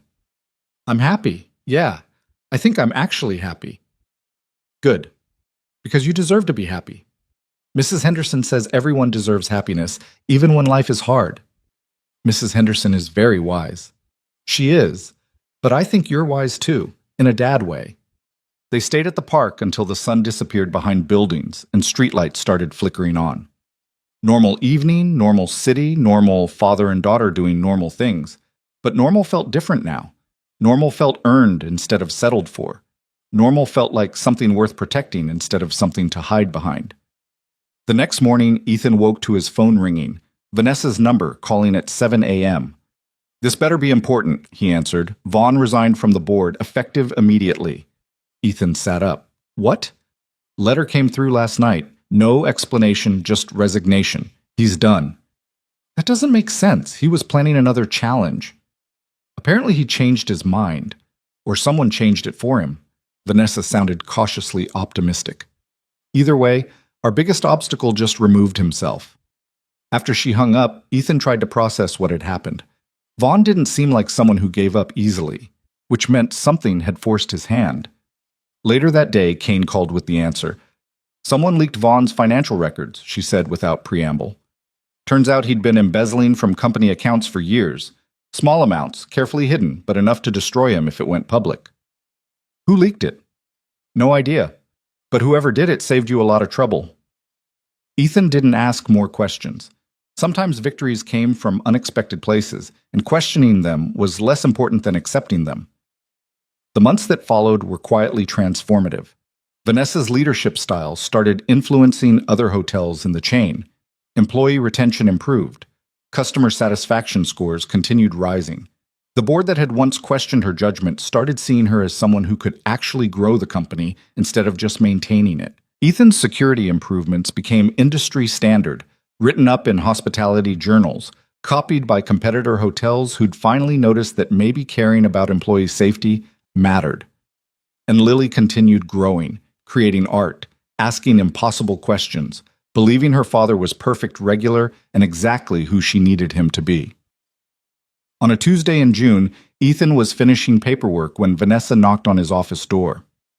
Got a minute? Always. She entered carrying a folder that looked official. The board approved something I wanted to tell you personally. Approved what? A foundation for hotel employees facing medical hardships. Funded by the company, administered independently. It'll cover things like medication costs, treatment expenses, anything insurance doesn't handle. She set the folder on his desk. We're calling it the Brooks Foundation, named after someone who knows what it's like to choose between rent and medicine. Ethan stared at the folder, something tight forming in his throat. You didn't have to do that. I know, but I wanted to. Because you were right. People shouldn't have to be invisible to survive. They shouldn't have to choose between their kids' medicine and their own dignity. And if this company can help prevent that, we should. Vanessa, don't. Don't minimize it or deflect. Just accept that sometimes good things happen because someone decided to make them happen. She smiled. You taught me that. Now let me teach it back to you. That night, Ethan told Lily about the foundation. She listened seriously, then asked, Does that mean other kids won't have to worry about medicine like I did? Some of them? Yeah. Good. Because worrying about medicine is scary, even when you try not to let your kids see you're worried. She climbed onto the couch beside him. You were always worried, Daddy, even when you pretended you weren't. I know. I'm sorry. Don't be sorry. Just be less worried now because we're okay, right? Right, we're okay. She fell asleep against his shoulder while they watched cooking shows. Ethan sat there holding her, watching shadows shift across their small apartment, trying to remember when he'd last felt this kind of peace. The kind of peace that came from knowing your daughter was safe and healthy and dreaming about becoming an artist someday. The kind of peace that came from work that mattered instead of work that just paid bills. The kind of peace that came from accepting visibility instead of hiding from it. He thought about the past 6 months, the helicopter landing, the board meetings, the hostage situation, the gala speech. Every moment when he could have stayed invisible and chose visibility instead. He thought about Emma Harlow going home to her parents, about Tom Keller getting help instead of destroying himself, about employees who'd benefit from a foundation that existed because someone had decided their struggles mattered. He thought about Vanessa, learning to lead with compassion instead of fear, about Gerald, feeling less worried about his daughter's safety, about Kane, satisfied that her guilt trip had actually led somewhere good. And he thought about Lily, sleeping peacefully, believing her father was good at stuff and perfect regular, trusting that tomorrow would bring pancakes and art projects and all the normal magic that made survival worthwhile. Life wasn't perfect. It probably never would be. But it was good. And good was enough. More than enough, actually. Good was everything. Because the greatest victory of Ethan Brooks's life wasn't on any battlefield overseas. It wasn't in any board meeting or security audit or public ceremony. It was right here. His daughter safe, his conscience clear, his future uncertain but no longer terrifying. It was coming home before dinner every single day and meaning it when he said he'd always be there. It was finally understanding that being someone's whole world didn't require being a hero. It just required showing up, trying hard, and refusing to disappear when things got difficult. It was accepting that sometimes the most important mission was the one nobody would ever write about. The daily mission of being present, being honest, and being enough for the people who needed you most. That was the mission that mattered. That was the mission worth fighting for. That was the only mission that had ever really counted. And for the first time in 3 years, maybe for the first time in his entire adult life, Ethan Brooks wasn't running from it anymore. He was finally home.